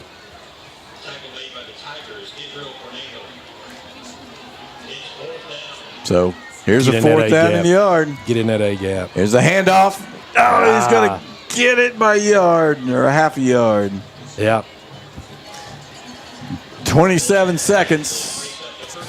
Stop for a minute or for a second while they get everything set. It's already started again. So ball's at the 12-yard line. It'll be a first down. So 1st and goal, or 1st and 10 from the 12.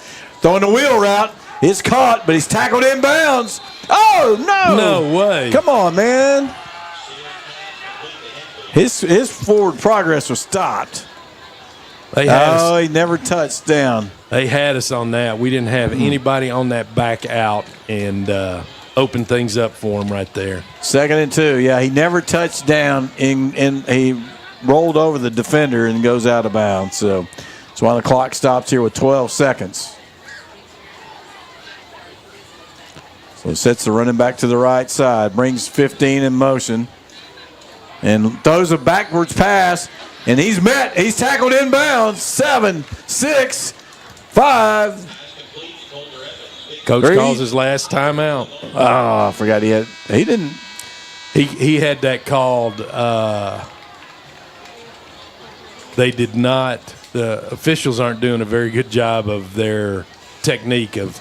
Yes. It's just kind of, hey, okay. 3 seconds. 3 seconds. Yeah, they've got to be more Timeout. assertive when they're. That is their last timeout. Just be more assertive and show it. So either that or we getting some hometown cooking with our clock. Yeah, can we get the replay on that one? Can we get that replay on that last play, Jonathan? So, see if we can get a look. Somebody did a really good job coming up there on that. It's essentially Davis, a wasn't lateral. it? That's Damon Brown comes Oh. up right there. And, again, he's made some tough tackles and goes down low, gets him on the ground. And it's a really good job by Damon Brown coming up. He's been very active. They're going to kick this field goal here, Coach. 22-yard attempt. Snaps back, kick is up. And it's good. And so they score a field goal here on about a 14-play drive to finish the half. A 22-yard field goal takes it to 17-0. Hallsville with a lead. Tigers will have the ball to start the second half. We're going to take a break here for a couple of minutes or so.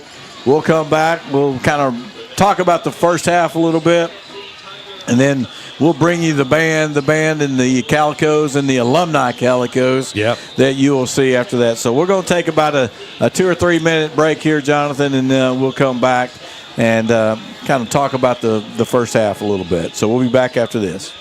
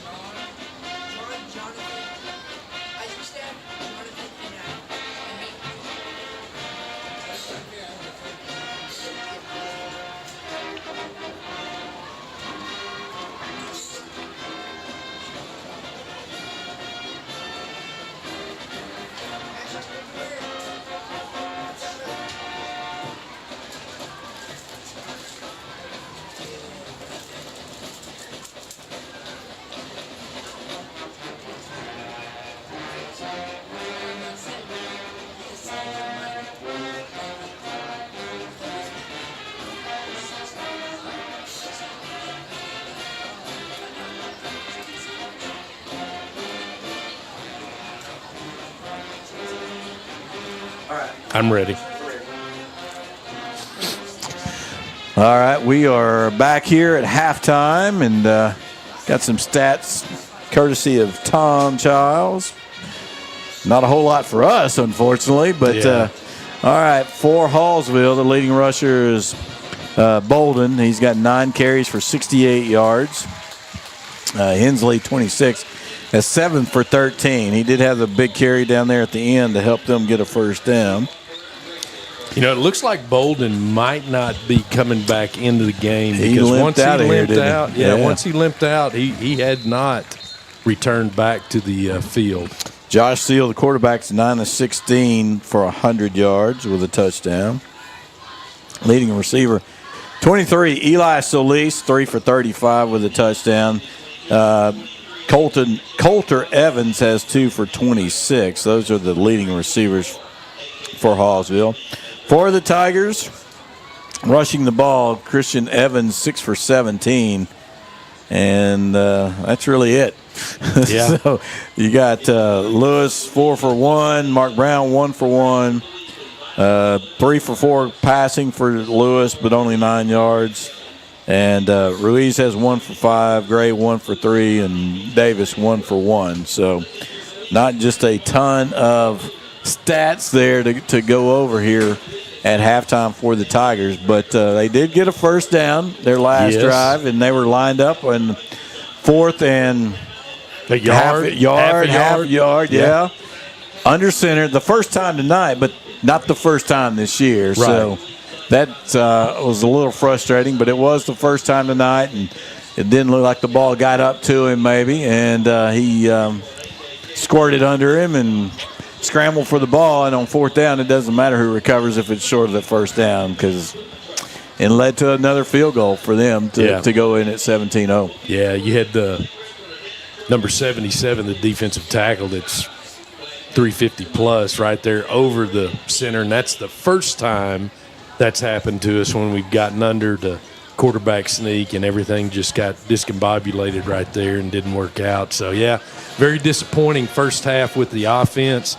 Defense is trying to hang in there, but, you know, they've got a good offensive line that works well together. They're pushing us around. They're opening things up, and we've got to do a better job of getting that second level downhill to the line of scrimmage because we are getting good play out of our defensive ends. I like the way they're coming off the blocks and spilling. And when I talk about spilling something, they've got a guard or a tackle coming at them, and what they do is, as a defensive end, they take their outside shoulder and aim for the inside leg because they're trying to kick the end out, bring the extra lineman up to lead up on the backer. But if you can crush and spill both those guys, when I say spill, you're spilling the guard, and then the tackle falls over him.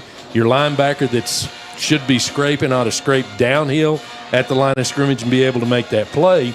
Our guys have done a good job doing that, but when we get into those situations when it's a little tighter and they only pull one offensive lineman, they block out, and then they take 23, that fullback tight end guy, and bring him in, then they use numbers on us there. So we just got to do a better job on the defensive front and at the second level. I think we've done a fairly decent job in the secondary as well. You know, first part of in the first quarter, 23 really had our number. Yep. He's finding those open spots, those open zones there. And then a couple of times we've had some guys run scot-free, and I think that's a communication piece in the secondary, and the coaches they'll make those adjustments and make those corrections. But we've got to do something offensively. We got to get the ball in the end zone. Made some nice adjustments, I think, in the second quarter on defense.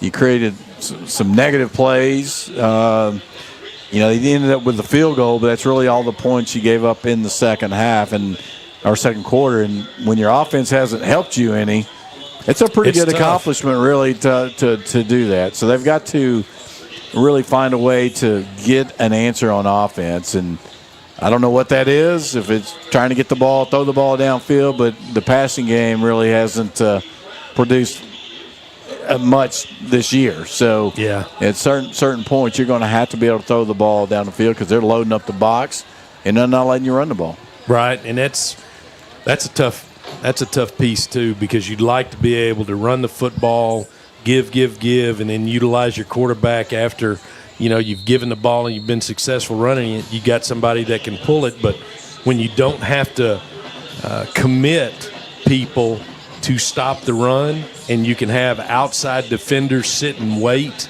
on that quarterback to pull the ball and be able to take off, it's tough, because that's what we're basing our offense right now is being able to give the ball to the running back, and then having our athlete at quarterback being able to pull it and take off, because he did that. He did that very well against Waco, and we just aren't getting those big plays. And you got to get the push up front. Got to get the bodies on the bodies, baby. If we're not getting the push, you're letting penetration, happen in the backfield. It really there's not much offense you can do. No, there's not.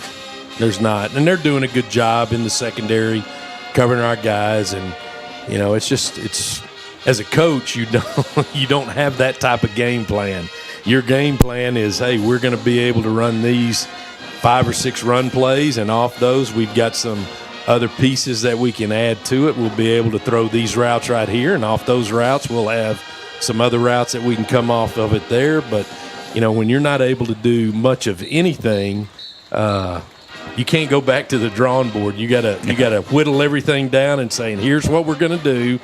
Now we've seen them defensively. Here's the adjustments, and here's the way we're going to block and do things. So let's get it going. Well, a lot of times it's just you got to execute. You got to make your block. You got to make your read. You got to get your catch, your throw, or whatever it is.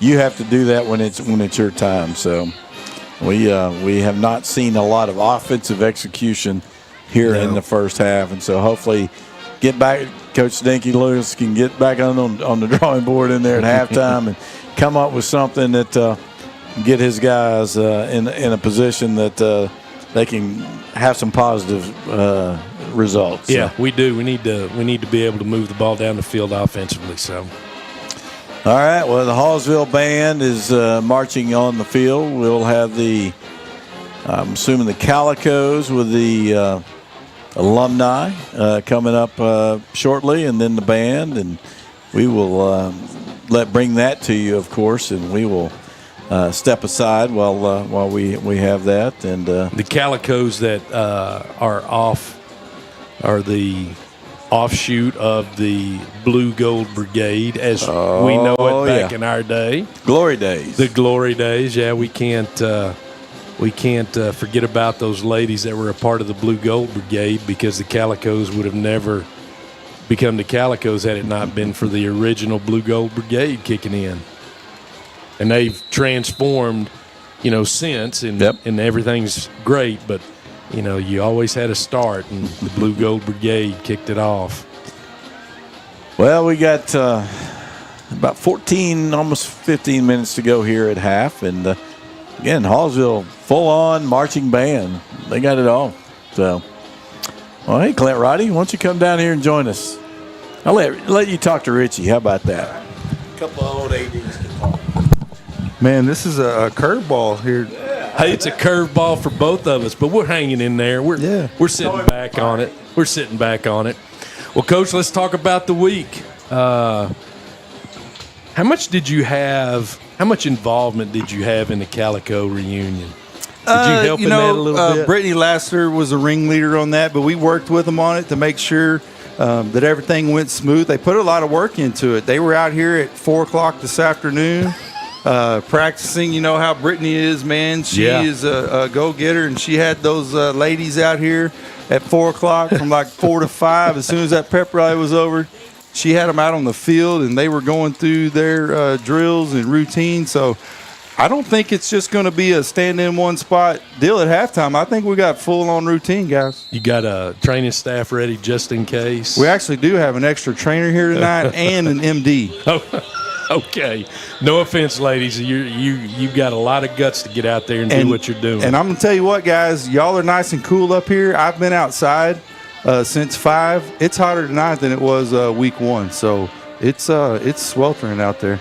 All right, so let's talk after the Calico talk. Let's talk a little volleyball now. Did volleyball start their district play tonight? They did. They were at Midlothian Heritage. Came up a little bit short. They had a strong showing, though. We went 3 games. They were all close. They were all in the 20s. Okay. So that was very encouraging, and we'll be back in action next week. Coach was super excited about their showing tonight, so anticipating some great things next week. Cool. Has golf kicked off their season at all yet? They're getting there. They're Okay. working on it. We should have another strong golf team. Of course, the district will be a little tougher with the Midlothian schools in it, but we have a strong team as well. So defending district champions. This is a new district for us, but our kids were district champs last year, so we'll be ready for that in the spring. Of course, we get updates from Chuck on tennis. What's the AD update from tennis? Well, tennis wiped Kaufman out this week, 17-2, I believe. Okay. In a contentious, hotly contested match in Kaufman. From what I hear, Chuck can probably shed more light on that. But, yeah, they're ranked 14 in the state. They'll be at home on Tuesday against Midlothian. So Chad White and his crew, they're rocking and rolling. Good deal. Home games in junior high football here this week. Was that 7th or 8th grade? 7th grade. 7th grade played here. They won. Strong showing, so they'll be 7th grade will be back in action Monday night. Cross country will run in Ennis tomorrow, so we have a lot going on. Great crowd tonight. Junior high volleyball Thursday as well. Junior high volleyball played this Thursday, so there is a lot going on. And how about this crowd, guys? I like it. It's nice. It's good to see. So a lot of folks in the stands. I got what a else? question for y'all. Ask it. Were you able to identify, or did you have a pick for the fastest 4th grader? Yeah, we picked Cameron Washington's son as the fastest boy. Now, who was behind that? Who organized that? So that was a brainstorm with Coach Owen and myself. Okay. And, we worked close with Raymond on it. I don't know if y'all saw the video out. We did. On the district Facebook, the pre-video. So super excited about it. I thought it went well. Tried something different, and I think it was a hit. It was. Great job. Kudos to you and to Coach Owen. I'll give Coach Owen credit on that. Okay. All right. Well, Coach Roddy, thanks. I don't want people to miss the performance here, but, man, I appreciate you talking with us and sharing with us. Absolutely. I appreciate you guys. Richie and Rusty, you guys volunteer your time. You're here every week. You're on the road. So I'm going to bow out to the Calicos, but thank y'all. You bet, man. Thank you. The Executive Director of Athletics and Extracurricular Programs, Mr. Clint Roddy. And, Rusty, we need to turn this thing over to the band and the Calicos. Gladly. I'm looking forward to watching this. I am too. I'm excited about it too. So, all right, folks at home, enjoy the performance. We'll be back for the second half kickoff. Enjoy. And in the center, your captain, senior, Alicia Sanchez.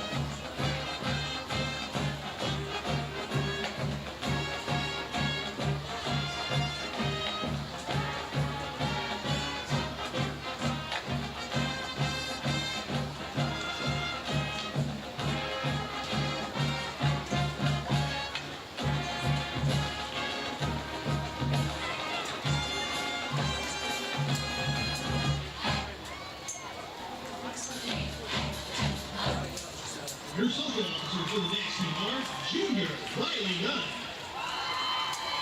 Junior Davis Hinstead. Junior Jaden Jones. Junior Whitney Oda. Senior Kiana Ellis. And Senior Eli Solis. And your Senior Head Social Officer is Kaylin Thomas. Your Spirit Girl of the Week is Valerie Diaz. Your dancer of the week is Yamia Richard. The Calicos are under the direction of Brittany Lassiter, Elizabeth Talley, and Sonia Rojas. At the Pep Rally today, the mayor of Corsicana, Mike Fletcher, presented a proclamation declaring today, Friday, September 13th, as Calico Day in honor of the 40th anniversary of the Calicos dance team. We are thrilled tonight to have over 100 Calico alumni from the past 40 years to join the current line on the field. Put your hands together for 40 years of Calicos. Ladies, take it away.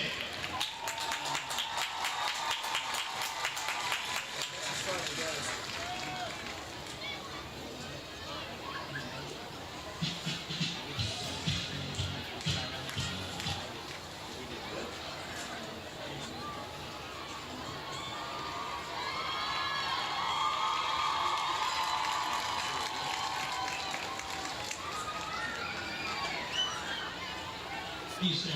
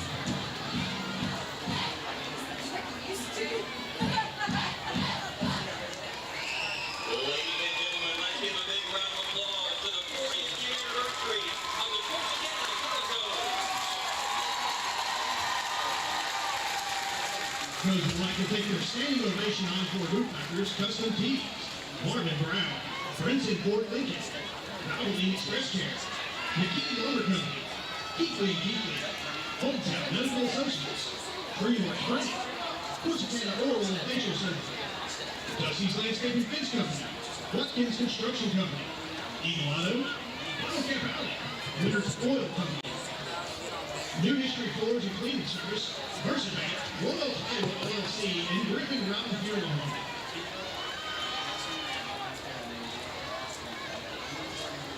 Ladies and gentlemen, it is now time to welcome to the field the Corsicana Tiger Marching Band. Tonight, the band will be performing the first two parts of their UIL program entitled 13. It depicts a retelling of the Apollo 13 space mission. Drum majors for the Tiger Band are Marissa Flores, Deshaun Lloyd, Andy Morales, and Cassidy Coleman.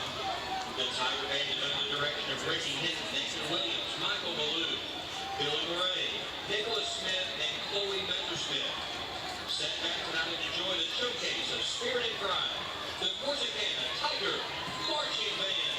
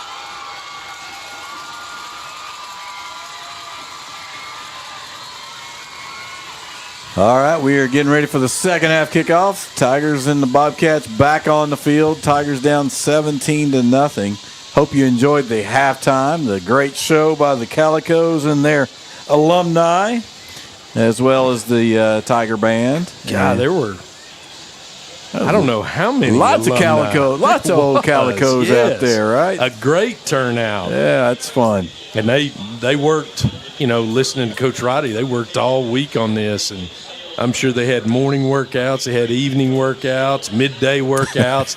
They worked out anytime any of the ladies could get away from work or whatever they were doing to prepare for this. Yeah. So, see how some of those folks are feeling tomorrow. yeah, well, they did a great job. They sure did. You could see the excitement and the fun that they were having out there. So that's a great little piece of unity to have an alumni group come back and perform. That's really cool. Yeah, definitely the support of the program. So Tigers going to get the ball here, Richie. We really got to get something going offensively. We got to string together some first downs. 1 first down in the first half. And, we got to find a way to either get some big plays, but preferably to get a bunch of good plays, to get some momentum going offensively and some rhythm. Let's do some blocking. It starts there, right? Yeah, let's start there. Let's do some blocking. And on defense, let's continue to tackle. But hopefully this halftime gave them an opportunity to re-energize, to make some adjustments, make the changes that needed to be made, reset your brain, reset the focus, and know that, hey, it's time to win the second half. If we win the second half and if we can score 18 or more points and keep them from scoring, we'll win this football game. So it's all about just playing better and win the second half. Yeah, I think it's just challenging yourself on first drive, right? Let's start with the first down. Right from the start. So you got Gray, Brown, and Cooks back deep here for the Tigers.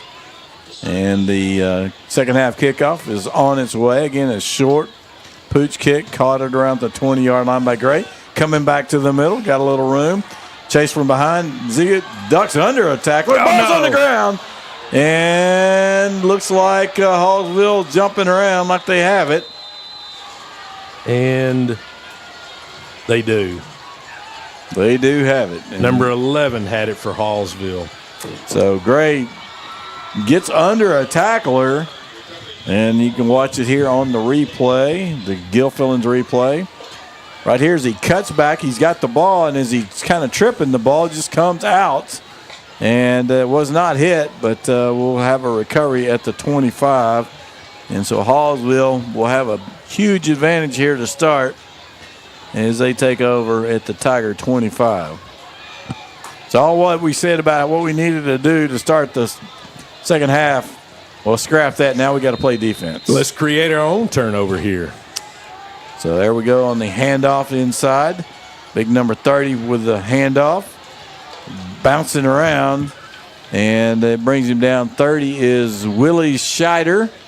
It's listed as a defensive end on the roster, so after Bolden went down, they've had to adjust there. Initial contact was Fidel Gonzalez, who's playing a defensive line position there, getting some playing time. Yeah, he's moved into the starting lineup and seen him in on some tackles. So 2nd and 6 here, 11:23 to go in the third quarter.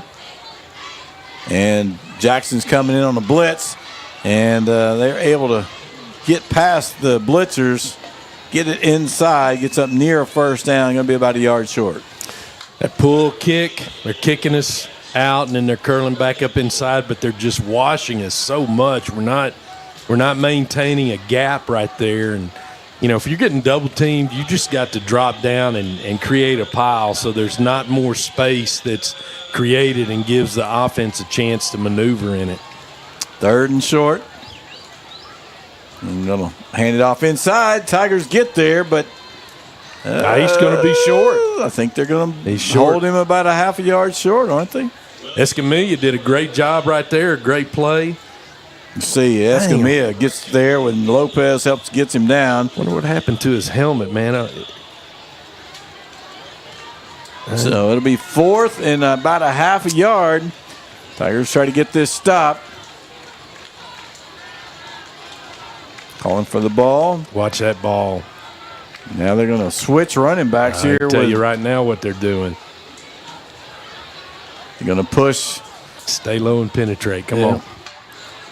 Come on, All right, let's go. Put the big boy in. Let's go. So 4th down. Come on. Here's the snap. Hands it off to the big fella. Cuts back. Rolls around. Gets just enough for the first down. Down to the 14. Gain of about a yard and a half. Got to do a better job on first down. Yeah, So you you're not do. having You the whole do. 3rd and 4th down, Yeah, right? So, sure do. Sure do. So you got 1st and 10 now from your own 14. Got Scheider back in the game, or stays in the game at running back. And going to hand it off, pulls out, going to throw it into the seam route again.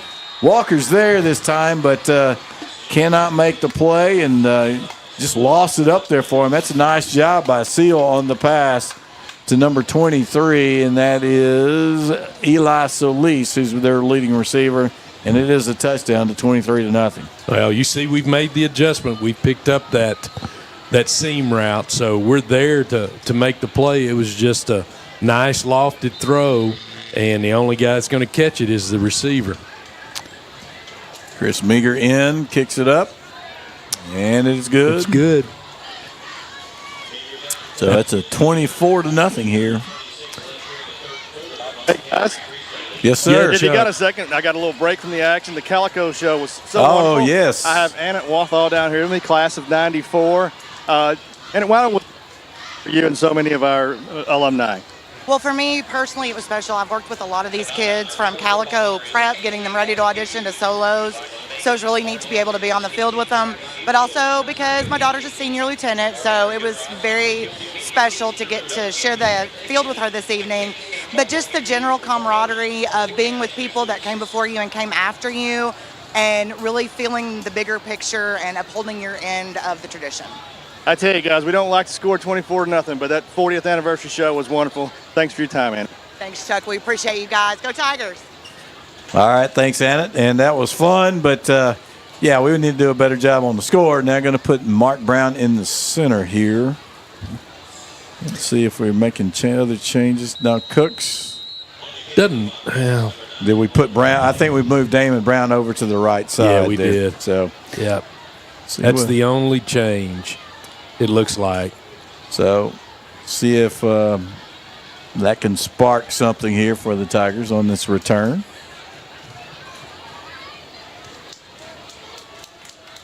Pooch it the same way. So Damon Brown will get a chance here about the 23. Comes to this side, but, man, they close quickly.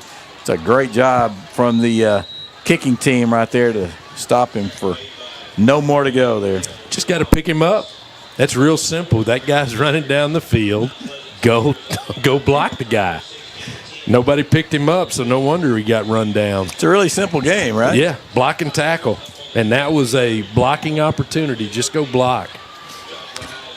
Well, finally we get to see the offense. Yeah, but we got the ball on the 22-yard line, so it's our ball. So now let's put something together right here. Let's have some energy when we get out there and let's get it going. So first down, 10 to go, 9:23, down 24 here. Again, you can't score 24 points in one drive. No, so you you can't. just got to go out there and start stringing together some first downs. Let's put it together right here. So here we go. It is first down. You got Evans in the game with Lewis, who is in at quarterback. Bringing a man in motion. That's Davis. Going to fake the handoff there. Looking downfield. Throws it long. He's got Damon Brown. He's running. He's got him. He's caught it. 25, 15, 10, 5. Touchdown. Nice throw by Demarion Lewis to Damon Brown, who has had a night. He's played a really good defensive game, and now he has a touchdown catch for a long way. 78 yards here for the Tigers. Absolutely beautiful. Job well done. Had protection up front. Nice play fake with the jet sweep.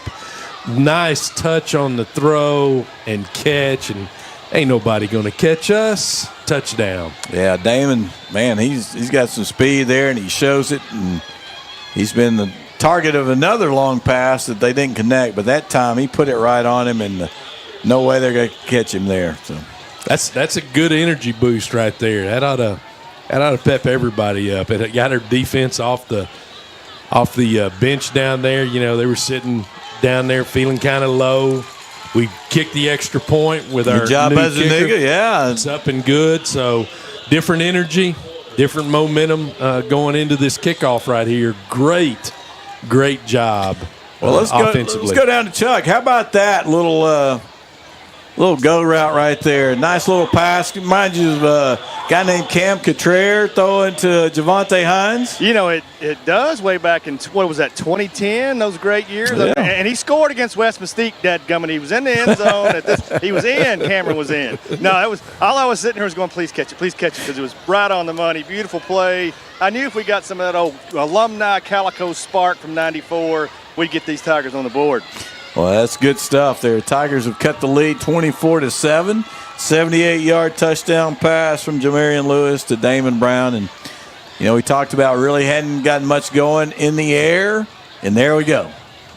God, and the execution was flawless, absolutely perfect, and a great way to take care of the first series. And like you said, we can't get 24 points in one play, but by God, we can get 7.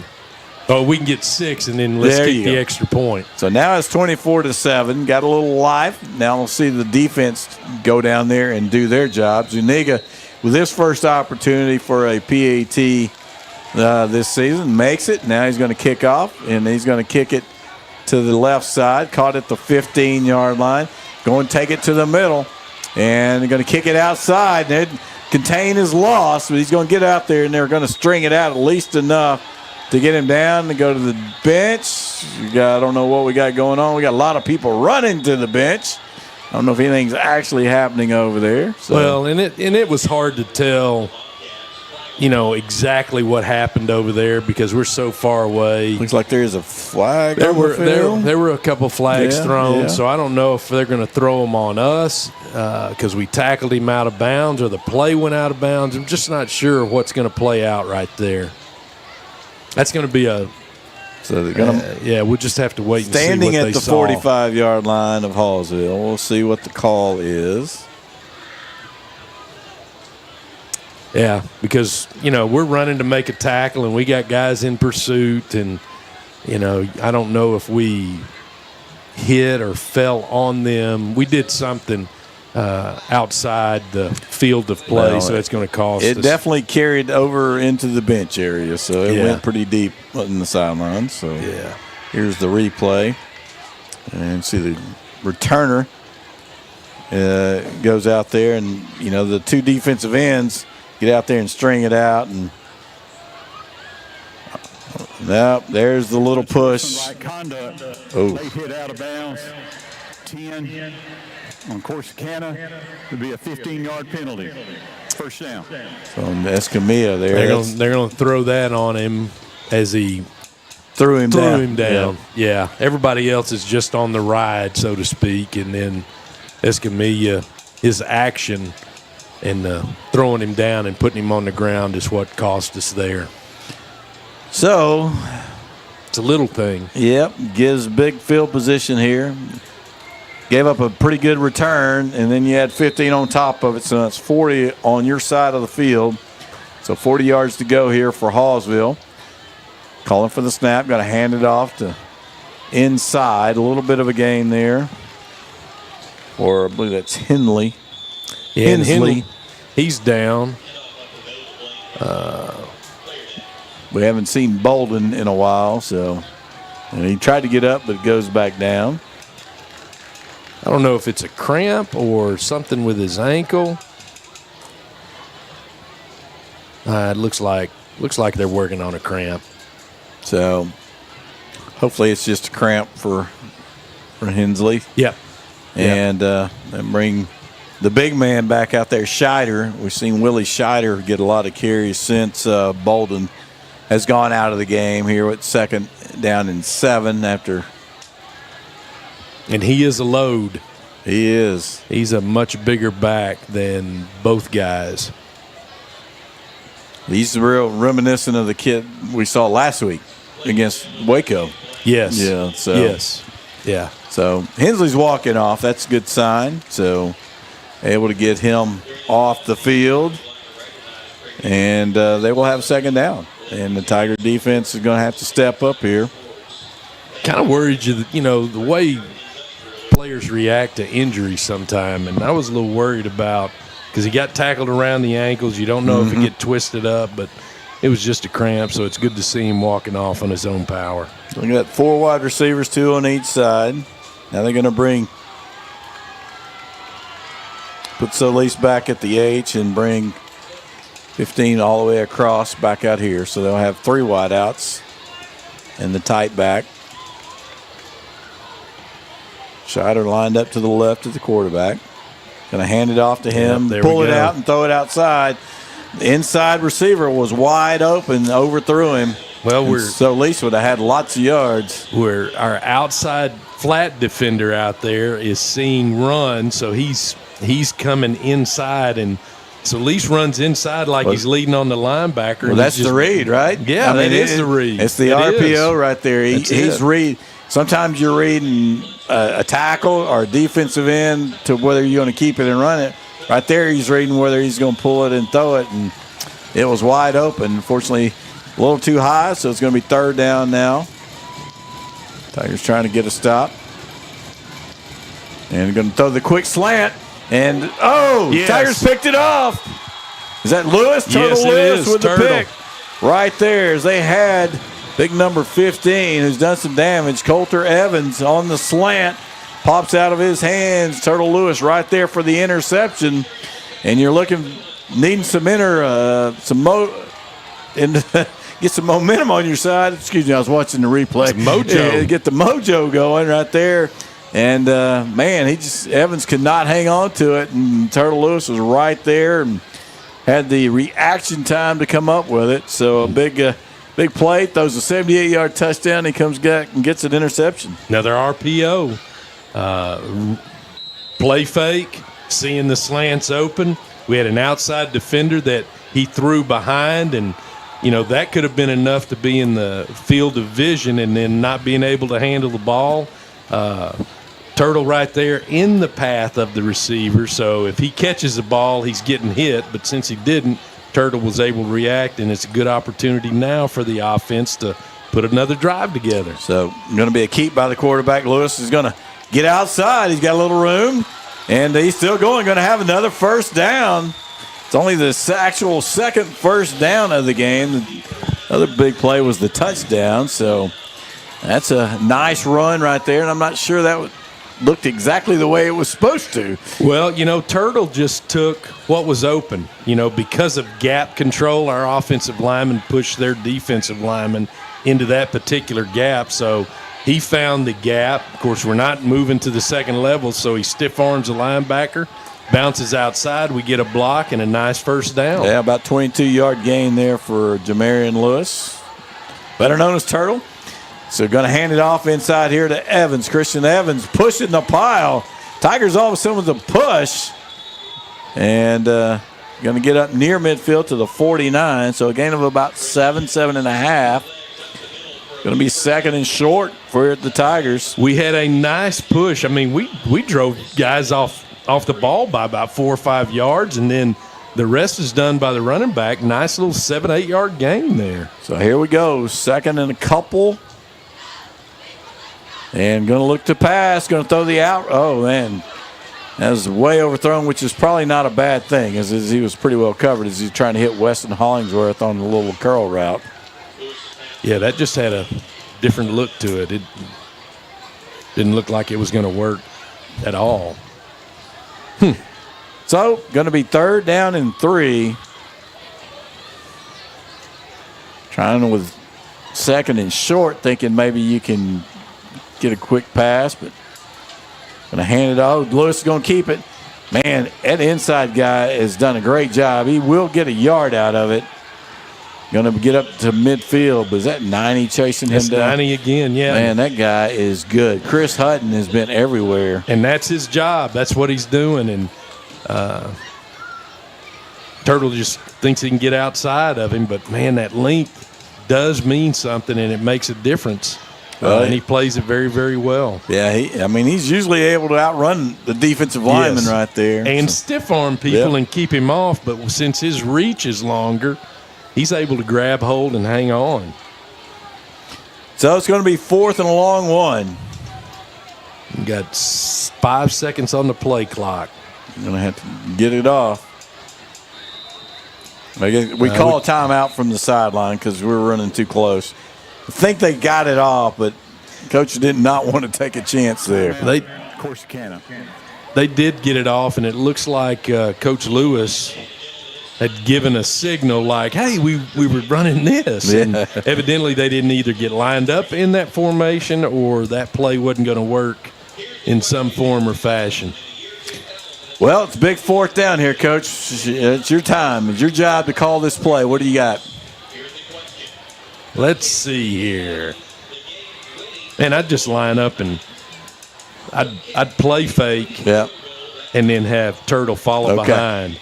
Okay. Oh, like quarterback lead. Yep. Just like a quarterback lead. I got you. I wouldn't try anything on the outside because they've proven that they can handle what we do out there. The linebackers do a good job. If we can get a push and if we could just run a flying V. Yeah. And just shoulder to shoulder, hip to hip, and just push and then get right in behind all that, we could make a first down. We've moved this defensive front, and we've taken them and pushed them back to the linebackers, so we've pushed them to the second level. It's just a matter of putting your mind to it and straining and getting to it. You got a little over a yard to go here, 4th down. There's a snap. It's going to be a straight run by Lewis, and he's going to have the first down. And big yardage, cuts out to the 40 into the 35. And again, it was a quarterback lead. It's just a straight lead right there. And a good job. You see they were able to kick that outside guy out. And that's a good block by Christian Evans. That was a perfect block right there. And then you've got a guy that has the ability to plant and cut and accelerate. And that was a big help to make that play happen. Handoff to Evans inside. And he's going to get down to about the 30. So about almost a 3-yard gain. Looks like they're going to give him 30 and a half. Well, we'll take that. I'll take that right there. Yeah, you got 4 downs here. Yeah, because the linebacker came up and was not touched and made that play. But I'll take a 3-yard gain in that situation.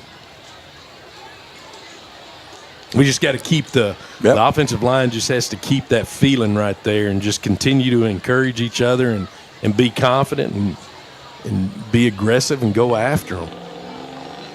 So here we go. Back to that ball on the ground. He just falls on it, so that'll be a loss on the play. Pretty big loss back to the 35. It's kind of tough right there on the second down. Really, snaps haven't been a problem. No, that is tough to handle. So it's going to be 3rd and 12.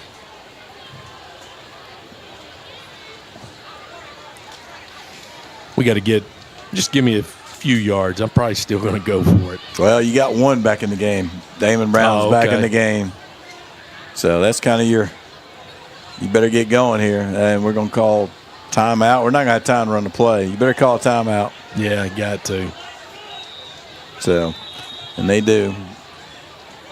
Timeouts are important, but in this game, you got to take them right now because you can't give up 5 yards here on 3rd and 13. And I don't know what the communication deal is there, but with Turtle coming all the way, he's almost to the sideline hash, the Tiger side of the hash. And the ball's on the Hallsville hash, and then he's got to jog back, and there's just personnel's late getting on the field, so dragging around. We just got to get that's got to ignite and pep up a little bit. We got to get going. That's fixable. Oh yeah, that's fixable. So it's going to be big 3rd down right here, 12, probably about I don't think it's quite. It's about 12 and a half, really. So we've got Damon Brown is in the game. C.J. Davis out wide to the right. Pete Ruiz and that Taylor out wide to the left here. Oh, and they changed the corner. They got a different corner out there. You used to have number 1, and they've backed him off. So he's going to be playing off. They're moving him inside, trying to take away the inside. They're messing with that corner up top. There we go. Back, throwing a quick slant over here to Ruiz. Ball's on the ground. And looks going to be ruled a catch and a fumble. And so Hallsville will take over right there. And it's really a quick slant to the inside guy right there. He had a little room, just trying to get some of it back there. So on fourth down, you got a little room to work with. Great play call. Everybody's focus was on the short side of the field, and great play call, great execution. We've got a chance to, we get 7 or 8 of those yards back and make it a 4th and short that we're feeling good because we're doing a good job moving the ball. So just unfortunate that we turned the ball over there. Now defense needs to respond. Let's get another turnover, and let's get it on our end of the field and see if we can put the ball in the end zone. So 4:50 to go here in the third quarter. Going to hand it off, and the Bolden's back. But he is tracked down from Alan Walker and some other help. It's Marquise Cooks as well on the bottom of that pile. Okay. Going to be a tackle for a loss. So nice play right there. Good pursuit by Alan Walker right there. Nice outside contain to slow him down. Good inside-out pursuit to be able to be on the tackle and not run back behind him or across his face and not do anything. He ran right into the ball carrier. So good job by the young sophomore. He's been fairly impressive here in his short career so far. Keep an eye on 23. Well, he's always somebody to keep an eye on. Second and 11. And he's going to get out and short. But they hand it off and really do a good job in the middle, not giving up any ground. That's what they've got to do. We did a better job on the outside. Our outside defender out there, Amontre McCowan, did a great job staying at home. Bivens cleaning up. Bush on the bottom down there. So that read to throw the ball was not available. Made it 3rd and long. Great execution defensively. Looking to pass. His pressure. Ball. These balls on the ground. Tigers pick it up. Defense. They got a chance to score. Oh, gets it down to the 1. Oh, man. Big Escamilla with that. Almost scored him a touchdown. Tigers will take over at the 1-yard line with a chance to, hey, man, let's get this game a little closer. Hey, we'll take that right there. Escamilla's, he's going to catch the blues and getting caught. They're going to wear him out.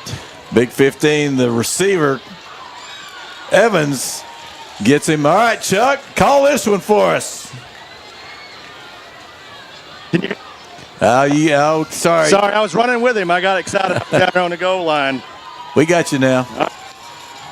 Well, not yet. I'll come back to you in a minute. All right. So we got 1st and goal on the 1. Going to go under center here, it looks like. Oh, we don't have enough people on the field. And so we're moving. Oh my gosh. Come on. You got to. Dang it. Dadgummit. And somebody's helmet. They're called. That's a personnel gets group. Thrown. That's a personnel group. Okay. Their helmet or our helmet? Ours. Guess we're going to have 2 different flags here. One post play as well. Okay. And they were hollering turtle as he was running on, but I don't think Turtle heard. Well, in the sideline too. That's a personnel group, right? You're calling for the personnel group. And so you got to be aware on the sideline. Yes, you've got to be aware. The excitement coming in, everybody's happy, and you've got to make sure that everybody's honed in. It looked like. So if they pulled our helmet off and threw it, maybe we'll just redo it. But we'll see. It was Mark Brown's helmet, so I didn't see. Here we go. Here we go. 2 fouls on the play, both against Corsicana. The first foul illegal motion, illegal shift, 2 backs moving at the same time. That's a 5-yard penalty. The second foul, unsportsmanlike conduct, number 75, that would be a 15-yard penalty. That's a dead ball foul. Got to be kidding me. Well, First of all, he called the wrong penalty because the guy's running toward the line of scrimmage. That's a penalty, right? That's a penalty. Okay, so that should be the penalty. And we had, And I didn't see then it the- was a dead ball. He should have raised his hand. Yep. Dead ball, unsportsmanlike. So 75 can't get another, or he will be ejected. With those 2 penalties, it makes it first and goal from 21 now. All right, so he threw him off the pile. Threw a guy off the pile. As Mark Brown's helmet gets pulled off his head. So what you go from looks like a sure touchdown The on a fumble return that gets tackled just short to first and goal from the 21. So overcoming mistakes.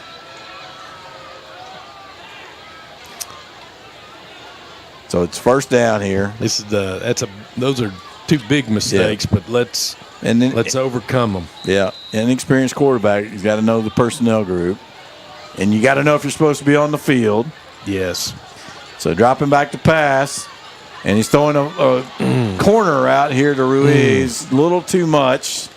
It'll be second down. Just lays that in there. Ruiz is open, and he's going to end up catching the ball, and he'll be inside the 5-yard line right there. I don't think he scores because there's a safety over the top, but just lay it in there. Put a little layer under that one, right? Yep. Instead of it being a hard 2, maybe a 2.5, just to drop it in, because you've got, a hard 1 is just a line drive, then you got a little 1.5 or a 2, and then, as you throw it higher, you've got those different numbers there, and usually just a 1, 2, or a 3. So put a little 2, 2.5 on that one, drop it in.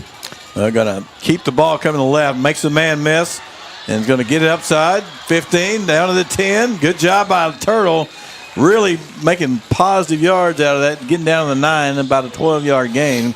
He's really racked up some yards here in the second half. Yes, and that's all Turtle. Yep.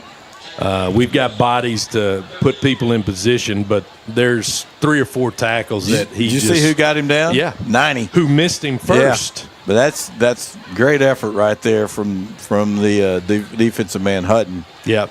He's had a good game today. So it's third and goal here. We are down to the 9, a little more of a manageable situation. Got Damon Brown up the top, I believe, your touchdown guy. Yep. We got to get the playoff. And we do. Looking right.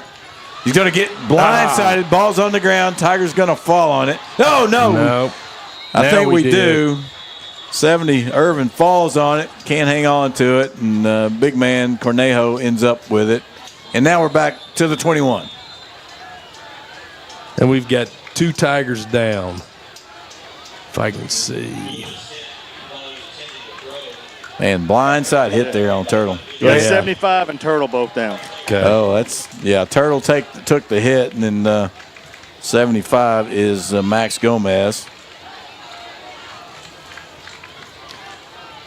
Yeah, Turtle, man, that blindside hit coming from behind. Looked like he had a quick read he wanted to make, and either it wasn't there, and he held it a little while, and then I believe it was 90. Hutton came from behind and hit him. The ball pops out, but Lewis is up and walking off the field. And you know how that feels, man, getting hit blindsided. It rattles you a little bit, but I think you got to give Zuniga a chance here, don't you? yeah, you do. There's no doubt. Yeah, because I'm not going to try to make a score from the 20 with your it looks like, with your quarterback on the sideline. Yeah, so. yeah. No, it's so it'll be about a 40-yard attempt. Hello, kid. Welcome to Friday night. Right? Yeah. Here we go. Let's go ahead and kick this thing through the uprights. Don't see the kicker. We do have a little bit of a wind to help him, so if they do make that decision, there's a small wind that's kicked up. Yeah, I don't. Do not see a kicker. So, well, you still have some time as Gomez is still on the field. Man, it's just disappointing. Looks like you're going to have a defensive score, and he's brought down just before the goal line, and then think, okay, we'll just do a quarterback sneak here and punch this thing in. And first, you don't have enough men on the field, and as he's trying to get there, we run the play before he gets set. And then after the play, we feel the need to throw somebody off the pile, which you know is going to be a penalty. They've made that a focal point to call over the last few years, whether in high school or college. Those kind of things don't go. That's not part of the game anymore. But again, just the excitement of getting up there and running the play without looking around really to see your personnel group. Yeah.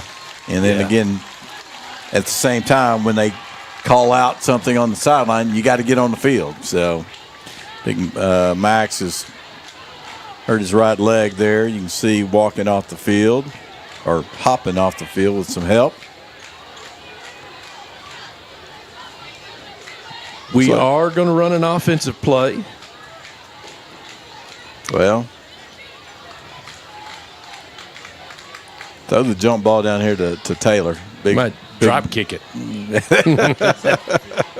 Doug Flutie style. There you go.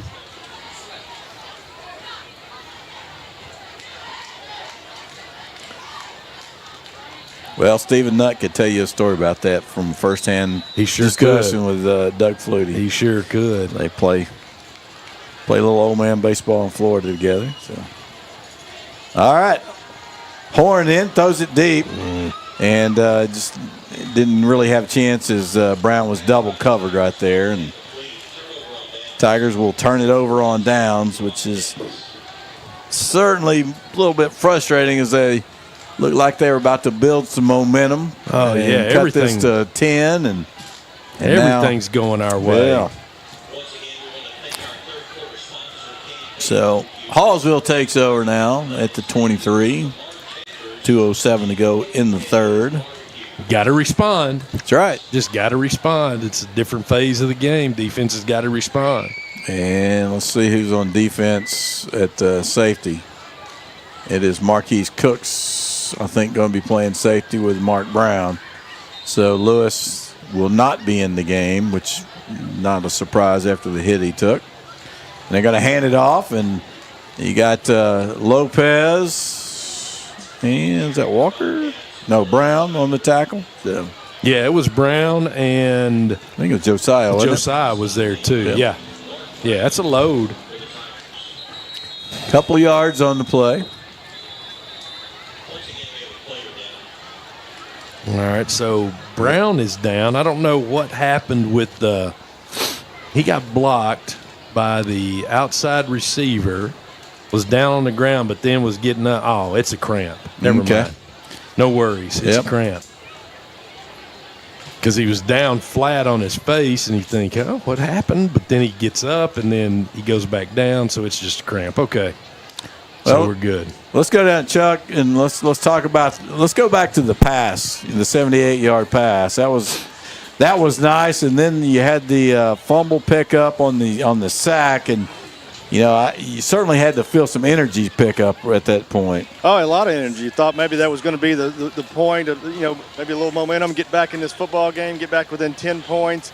And you get down to the half-yard line, and Finley looks at me and goes, God, we're going to score right, Dad. I said, don't jinx it. And then what do? We get a penalty, and then we get another penalty. And that's just kind of what happens sometimes as you're returning to dominance, right? You have to take those steps one step at a time. And, you keep waiting on these Tigers to grow and learn, and they will. And you got a couple of injuries right now. 75 came off the field in a lot of pain. And you're right, Richie.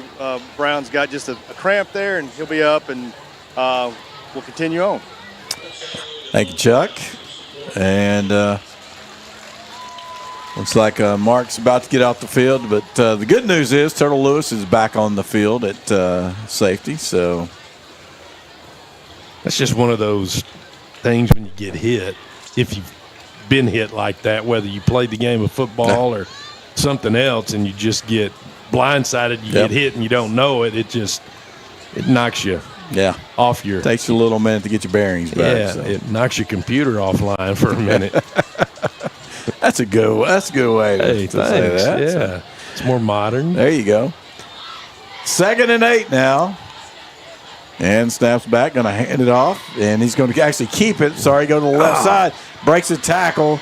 Will be tackled short. get that Ball's on the ball. ground. Looks like they do have it back, though, as the receiver's right there. Or the lineman's right there to get it. God, I wish he was down because So let's see if he breaks was the tackle down. there. And then Marquise Cook's going to bring him down. I think he's down. I think he's down. Yeah, he was down. Oh, man. We need to replay that. He was down on the play. Line judge over there missed that one, huh? Yeah, he did. So first down now for Hallsville. Bringing the man in motion. Going to hand it off inside. Makes a man miss at the point, but he pushing that pile. And blew the whistle. Can't really tell where the runner is. There's just one big glob of white. Yeah, he went through everybody. We got guys that are grabbing for the football and pulling at the football, but you got a big old back right there that's hanging on to that ball and moving the pile. Yeah, he picked up about 6 on the play. 2nd and 4. Scheider getting a lot of action here in the backfield. They'll run one more play for this quarter right here. About to wrap it up here for this 3rd quarter. Bringing a man in motion. And going to hand it off again to Scheider. And he's got a little seam, and we'll have a first down.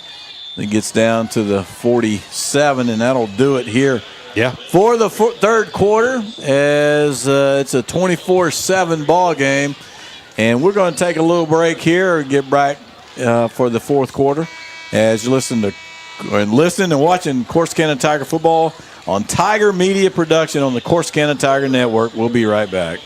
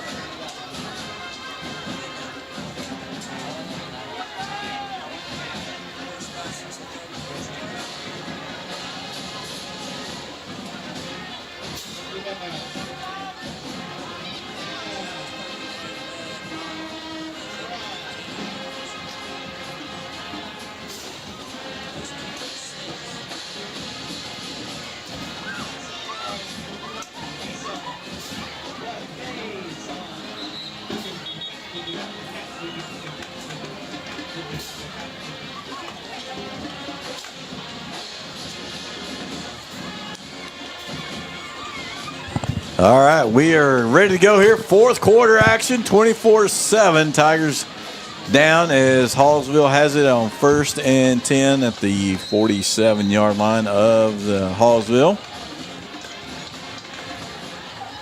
Calling for the snap. Here it is. Going to keep it. Coming to the right. That is not to Seal. That is number 10 in at quarterback. They've changed their whole Joel Hale. They've changed their whole offensive focus. They've got 2 H's in there. They've got, let's see, is it 24? Yeah, 23 and 24 in there at that double H spot. And they've got that Pounding away. The pounding quarterback. Of course, you've got the big back there. So they're going to run this clock. Literally run the clock. So they got the double sniffers It's in, time right? Time to buckle up. We got to go at him. And move the running back to that side. They're going to hand it off to the big fella. And hang on. He's going to get a first down, but the Tigers do a good job of defending that. There. So. Yeah. They're bringing 3 pullers on that particular play. That's a load now. Yes, it is. That's a load. And so it's a first down for the Bobcats. And they are taking plenty of time on the clock. They sure are. They're just going to pound it at you. 2 wide outs, but 2 tights. 2 tight wings anyway. And going to hand it off. Quarterback's actually going to keep it. I'm sorry, coming in straight ahead near a first down. We got a little push there. I don't think they saw it, but I saw it. You saw it on TV. Yeah, there we go. But number 10, Joel Hale, coming into the game. Wasn't it number 4 that was being? Yeah, maybe it was. Yeah, we can't have any of that. Play the game of football, man. Yep. Well, evidently. So they saw something. Yeah, somebody threw a flag. Here we go. Unnecessary roughness, 4 on the offense, 15-yard penalty, first down. All right, so that helped us. He unnecessary roughed him, but he did the unsportsmanlike conduct signal. Yeah. So that means that if Ford does that again, he's ejected. We did retaliate, but they did not call the push. So they got now. They're going to give them the first down and then mark it back, and so it'll be 1st and 10 and not 1st and 15, or did he get a first down to begin with? We should have paid better attention. Well, on it was one. close. We never really got the good spots to know. So it'll be ball on the 46 and a first down. We shouldn't be 1st and 10. I can tell you that. Yeah, I didn't think so. Because it's a dead ball, so we shouldn't be 1st. Should be 1st and 25, right? At least. All right. Well, there's the handoff to the Scheider coming in, and he picks up a little bit. Oh my goodness! Now we respond. We did respond there, and I believe that's number 3, Betts, on the punch. He will be gone. He will be ejected with the swing. And they're not waiting for them to eject him as they bring him to the sideline. We stopped them for about a 3 or 4 yard gain, and we'll add 15 to that.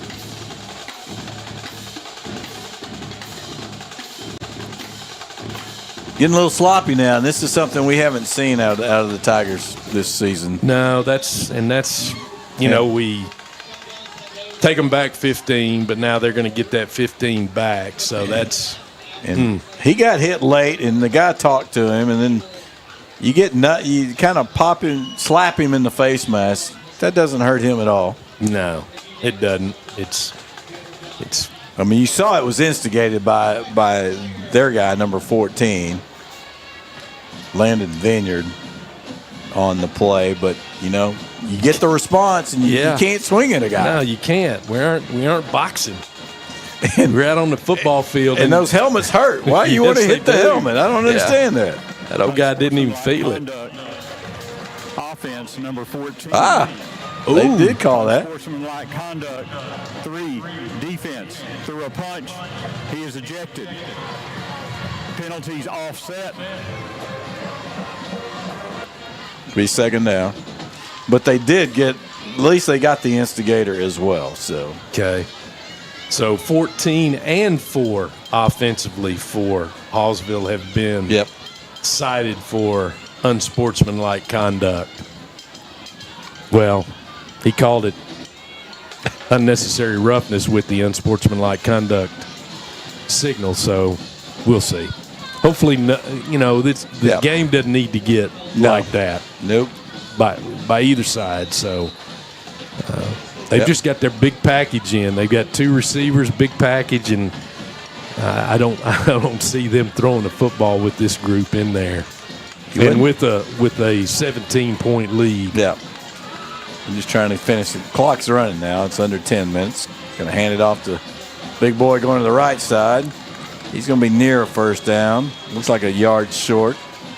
Got both those H-backs on the tackles. Take the play side H and just have him base block. They pull a guard and have an H follow, and then just give it to the big boy and let him run. So we're going to get a heavy dose of that both ways, and some of the quarterback too. Well, anybody that's got size, I think we're going to get a heavy dose of that inside running game all season, just because size disadvantage. So. Yes. So 3rd and 1.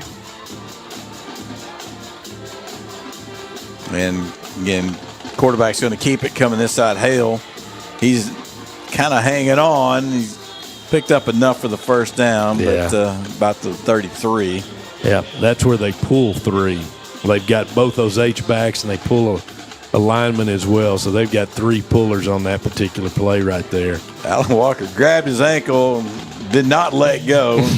Waited till we got some other guys to help get him on the ground. Hey, it's a job you got to do. Hey, man, just grab something and hang on, right? So, job you got to do.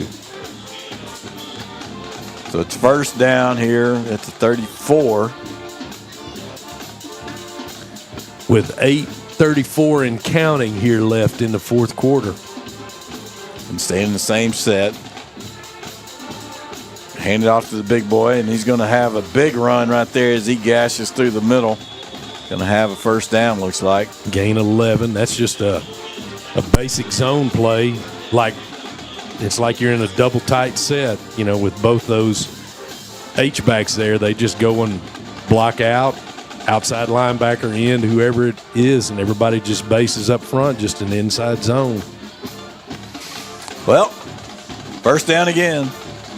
Hey, did you see our alma mater last night?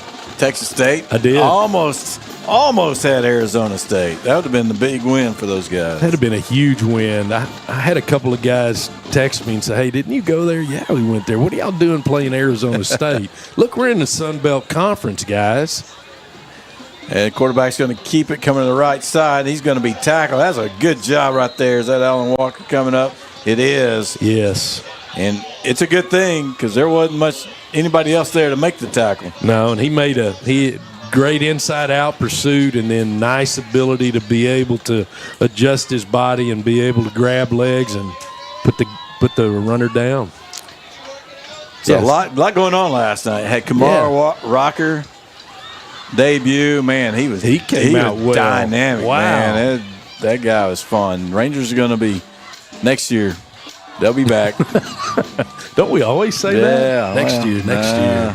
It's a Bruce Bochy thing. He wins it every other year. Big boy hits a man in the hole and spins out of it, and he's going to get down to the 17 or so. Alexander Hernandez in there. Alexander probably weighs 165, 170 maybe. Yeah, and then Shatter weighs 220. Yeah, easy he does. And looks like we got somebody down. Yeah, I can't tell who that one is. It's one of ours, right, Chuck? Thank you. That's Bivens down on the play. Okay.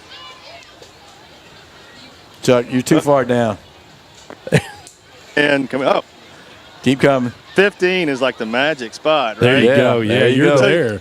I tell you, to be down 17, I know it's not good, but the Tigers have had their chances. And, to be only down 17, you get your first down, midway through the 2nd quarter? So they've hung in this ball game. It's getting a little sloppy. 14 for Hallsville did deserve that penalty. I can see – you can't condone what 3 did, but, man, that was really aggravating. So just got to clean it up a little bit, right? Like one of you guys said, it's little things that turn into big things. But hopefully the next 6:47 Tigers can show some true grit and get ready for next week. Yeah, who we start with? You remember? Do I remember? Yeah. Remember? Are we heading? Say again. Are we heading? How we're heading? Terrell next week, maybe? I think that's right. Where we're heading? Next city? Oh, is it Garden Spot over in? Is it Terrell? I think it is Terrell. For real? Yeah. I was thinking Crandall. Yeah, I think Chuck's right. I think it's Yeah. Terrell. Chuck's gonna know. That's Mr. CHS. So that's Bivens walking off, and that looks like a shoulder. And we really need him to be okay. Yeah, we do. We do. Shoulder, collarbone. Yep. Of course. Something in that area. You lived through the collarbone with Cameron. Lived through the collarbone. Yep. It was his senior year, right? It was. Yeah. Yep. Sure was.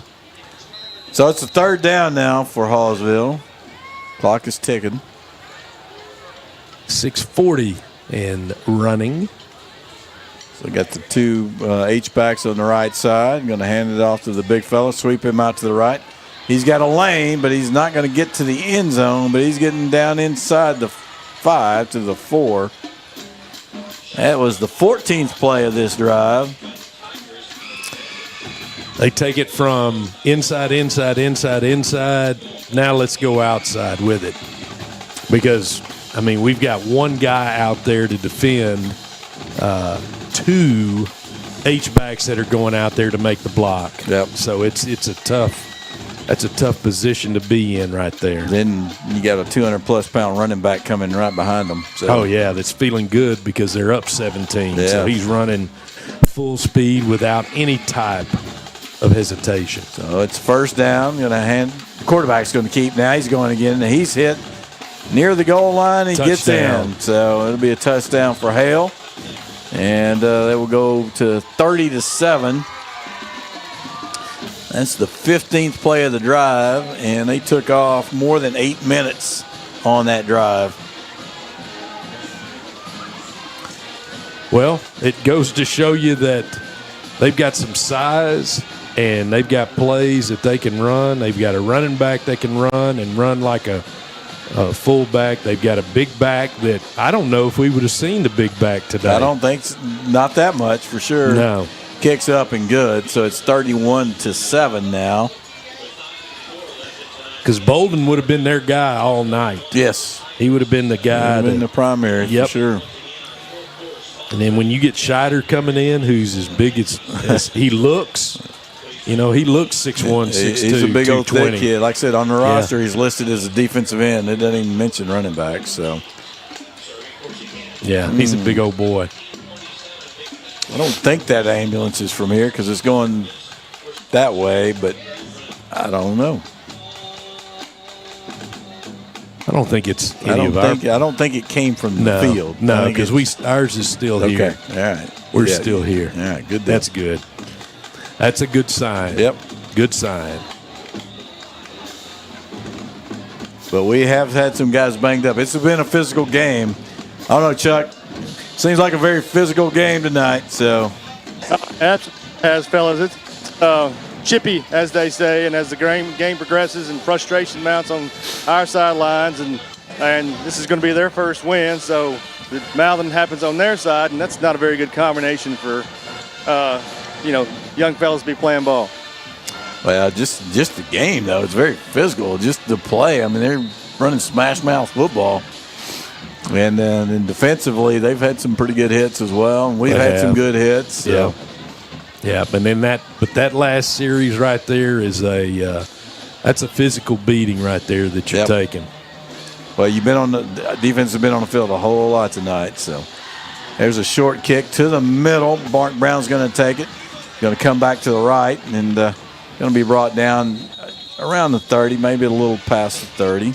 Tigers will take over there with 5:47 to go. And right now, this is just one of those times you want to see a response, right? Let's just, again, talk about hey, get a first down. Then we'll go from there. So. Let's execute. Let's do your job. Take care of your responsibility. Let's execute and see where we can see what we can do.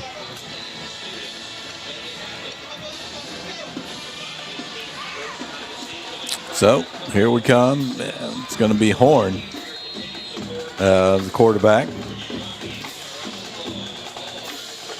And he'll have trips to the left side. So Antonio Locke is the quarterback, not Horn. And they're going to hand it off to Evans. Christian Evans Nice little run. He's going to get up to close to the 40, about the 38-yard line. Pick up about 7 on the play.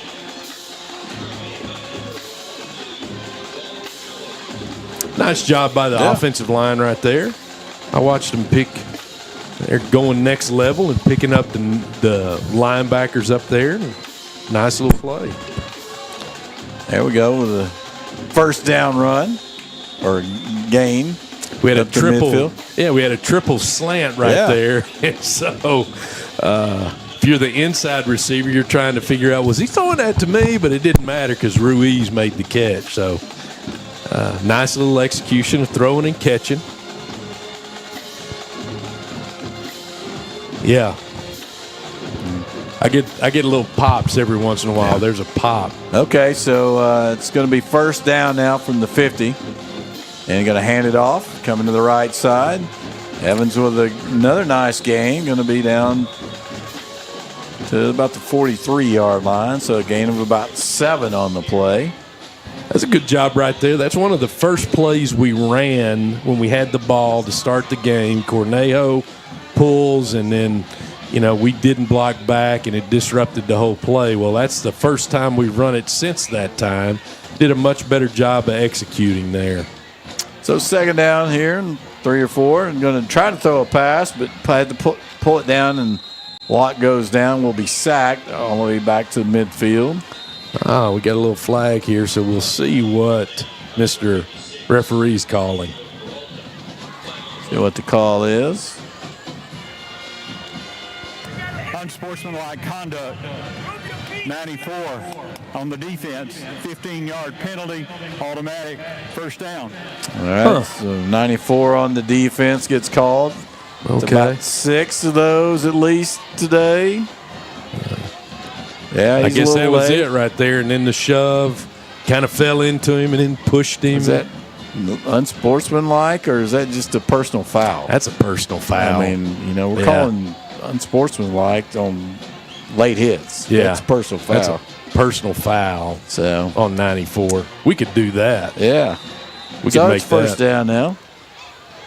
Tigers trying to score. Antonio Locke in. He's wanting to throw it deep. Hollingsworth ran short. Trying to throw the double move, but he was going to be brought down for a loss on the play back to the 37. Yeah, it was like an amoeba just overtook him. He was open and was ready to throw it, but it wasn't there, and then all of a sudden everything just caved in on him. It encircled him. So it's 3:40 and counting now. Clock is winding, so Brown in the game, Mark Brown in the game at running back. 2nd and 14 here. Yeah, a little bit of a distance to go. 4 receivers in the game. Going to throw the bubble screen out to the left. Ruiz get a little bit of it back. Hey, just keep running to the outside. You got your partner out there has made a block. He's got a body on a body. Just keep running to the outside out there. So it is 3rd and 11. Set that guy up that's getting blocked. Set him up like you're coming inside and then bounce it outside. You might score. Rich, exactly what Brazil just told. Coach speak. Yep. 3rd and 11. Always hit from behind. Ball's on the ground. And it is recovered by Hallsville. Again, blind side, number 90. The guy's been a menace. He's played a good game defensively for sure. And that clock's got to go off. Got to get some help on that backside blocking there. It's good to see Antonio get up too. So after getting hit from behind right there, did a good job of. There's 2:46 to go. Hallsville's going to take over at the 47-yard line and expect that they're just going to pound away on it. So.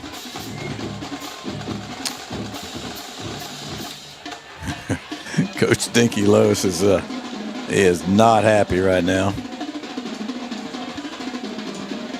No, he's a little demonstrative there on the sidelines. He is demonstrative. Don't blame him. And going to hand it off inside. Tigers make a pretty good tackle right there. Looks like Hernandez. bring him down at midfield. Need a sub. There we go. Walker's coming in. Yeah, this is a tough one to deal with coming off of the game against Waco. You were hopeful that being back at home, things would pop up and good things would happen, making changes and adjustments. But this Hallsville team, like Coach said in the coaches show, they aren't a 0-2 team. Yeah, they're not a pushover. No, they're not. Big, strong, physical team. And ball's out. Looks like Tigers will recover. Yeah, that's 56 on the recovery, right? Yeah, it is. Big 56 there, Crumpton. Tanner Crumpton making that recovery. And that was Hernandez maybe causing the fumble. So Tigers get a little something there. Okay, we got a minute and 52, so let's see if we can get some points. How about some scores? Yeah, I'll take. Oh, okay, go ahead. I got Ennis Lions 38-21 over Burleson Centennial. Yeah, let's see. Crandall's rolling. They won 51-0 over Irving. They beat this Hallsville team last week too, by the way. Yeah. Texas High beating Midlothian Heritage. They're going to be 0-3, 51-13. Midlothian Heritage is going to be 0-3. That is your district favorite. Joshua beats up on Greenville 42-10.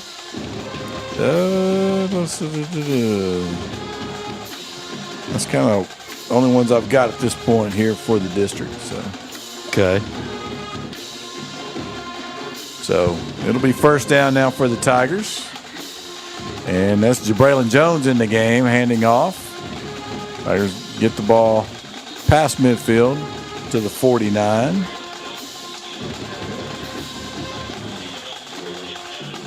So inside about a minute 40 now.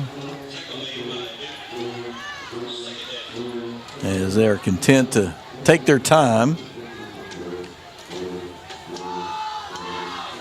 So Jabraylon Jones getting some playing time here in the end of the game. And you just want to make sure that everybody gets through the next minute and 20 seconds without injury. Yep. You're not concerned with trying to score or anything fancy. You just want to make sure nothing bad happens. That's picked off right there. Trying to hit the inside slant, a little behind, and will be intercepted. And so Hallsville will take over with a minute 8. Hopefully they'll just take a knee and we can get out of here. Yeah. They should. To think they should. So 1:08 to go.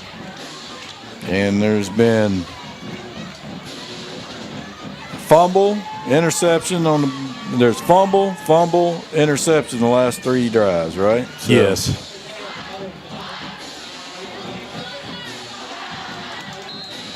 And they're going to bring it in tight. Looks like they just take a knee, and there we go. This game will be over. Well, they haven't had to do that this year. They've been 0-2, so something new. Happy to get that victory formation. Yeah. So they'll be able to get to about 20 seconds, close to 20 seconds. Yeah. So. This will be the last time they hit the knee.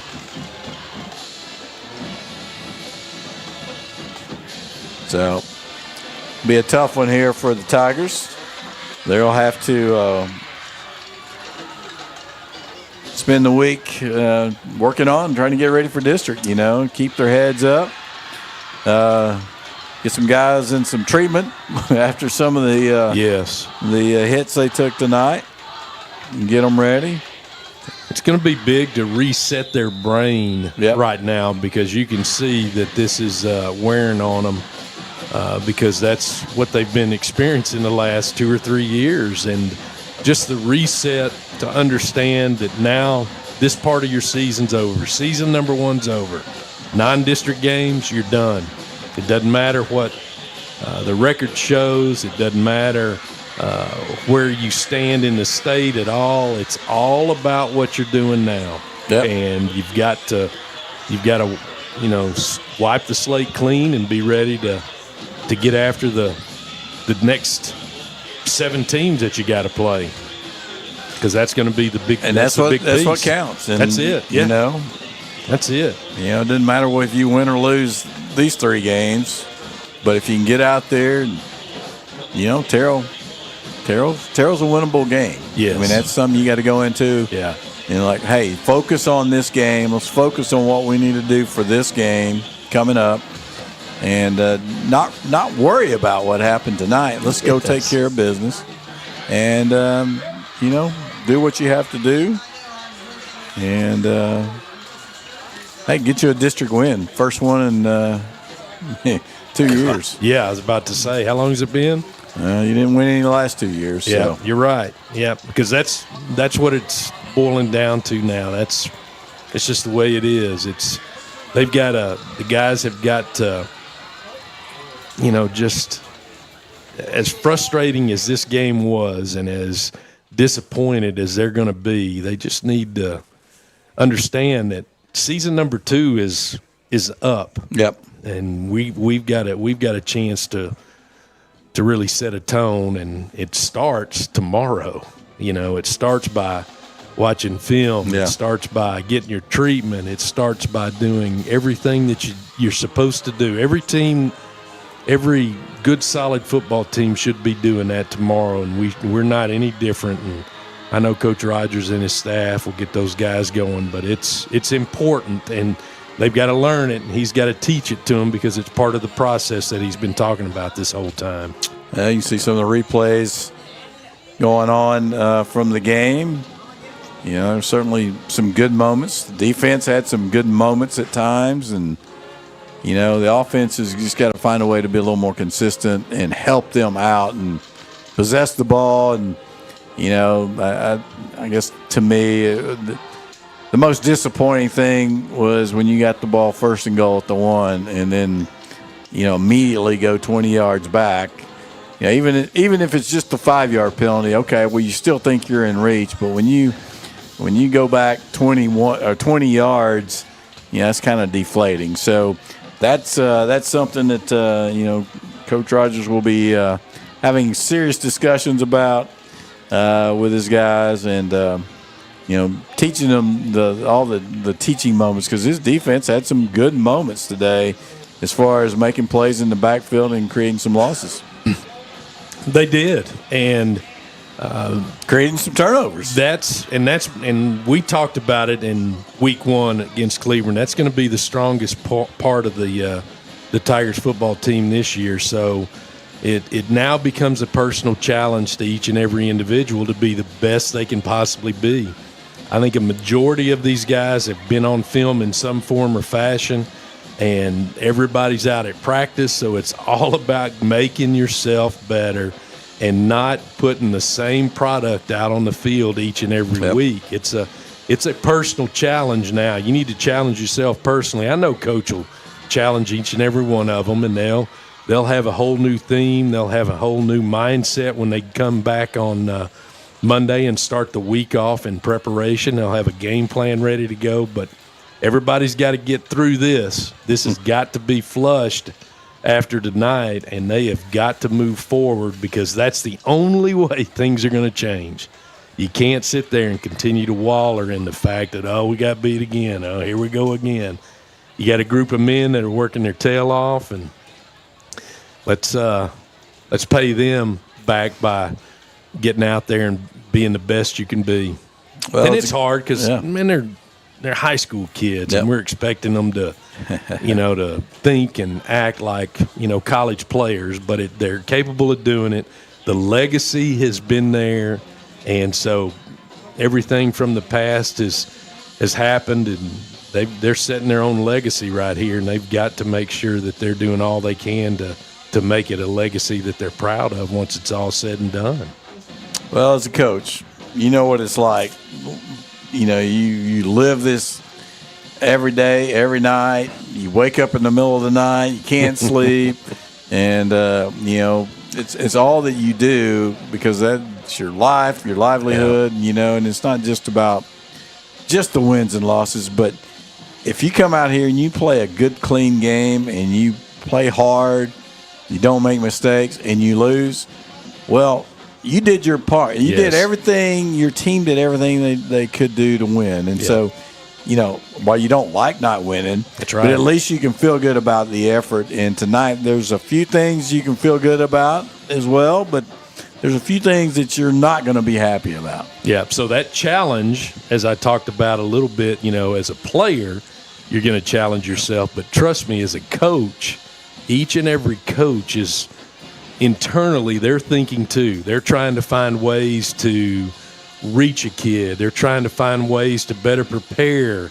They're trying to find ways to make this thing get back on track. So they are working not only physically the hours, but mentally and in their heart, man. They're grinding. They're really grinding. And there's been a lot of nights. I mean, I've game planned till 2 or 3 in the morning, go to bed, get up, and you're back at it all over again, and you keep going because you're going to try to do all you can do to give these kids a chance to experience something very, very special. So I know this staff is going to go do it, and they're going to have expectations not only of themselves but those kids too. And then it's all about the community, just patting these kids on the back and saying, hey, you got a new season. It's districts coming up. This is the make or break it time. So patting these kids on the back, being positive with them is going to be a big part of it. Encouraging them to be at school and being all they can be in school, so that carries over into the field house. It carries over into the practice field, carries over at their own house, and life is good after that. So there's a whole lot to it, and I know Coach Rogers and his group they're going to go to work and get this thing on the right track. Well, let's finish up with a few stats here before we run here. Christian Evans finished with 11 carries, 47 yards, leading ball carrier. Jamarian Lewis ended up with 10 rushes and 33 yards. That's the negative yards really hurt him because he had about 3 or 4 carries for about 40 or 50 yards. And that's really it as far as the pass game. Jamarian was 5 of 8 for 94 yards. You had Damon Brown with the big reception, 1 for 78, and the touchdown. Ruiz 4 for 31. And then on the other side, as far as the run game, Bolton had 68 yards on 11 carries, and Scheider had 68 yards on 12 carries. And Hale, the number 2 quarterback, had 32 yards on 6. And Hensley, the number 3 tailback, had 16 on 9. And that's pretty much it. Seal was 10 of 19, and Solis ended up 4 for 49 with 2 touchdowns, and he was really a thorn in our side all night long. Oh man, big time for sure. So you got some scores? Yeah, I got a bunch of different scores. All right, go ahead. I can go local. We can go district-wise. Poteet got beat by Dallas Wilson last night. The Kearns Bobcats are ahead of the Elkhart Elks 39-16. You mentioned Ennis over Centennial 38-21 at this point in time. Dawson lost to the Rosebud Lot Cougars. I played them when we lived in Temple and coached at Rogers. Crandall, you mentioned them earlier with a 54-7 win over the Irving Tigers. Terrell beats Mount Pleasant 30-23. Midlothian, you mentioned them as well, 51-13 by Texas High. Greenville loses to Joshua 42-10. The Rice Bulldogs are getting blanked by the Eustis Bulldogs 36-0. You talked about Kaufman. Well, it's in overtime, at least what I have. Lake Dallas and Kaufman 28-all in overtime. The Frost Polar Bears were beating a non-UIL school 43-18. I coached Philip Gibson in Grosbeck. He's the AD and head football coach there at Frost. Blooming Grove is getting beat by Mildred 53-6. Man, Mildred must have something this year. They must. And then that ends our local and district opponent scores. Okay, well, we appreciate you guys, Coach Roddy, for stopping by at halftime. Tom Childs for the stats, as always. Chuck Williams and Avery and Finley Williams down helping.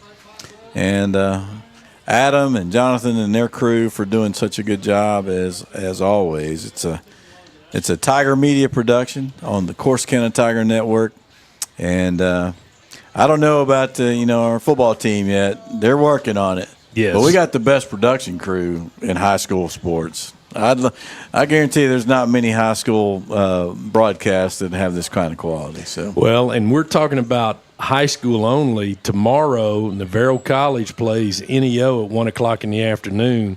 We're going to have a similar setup with a different crew that nice. Does the game and streams the game live as well. So if you get a chance, check that out. Watch that game. If not, come on out and watch them play.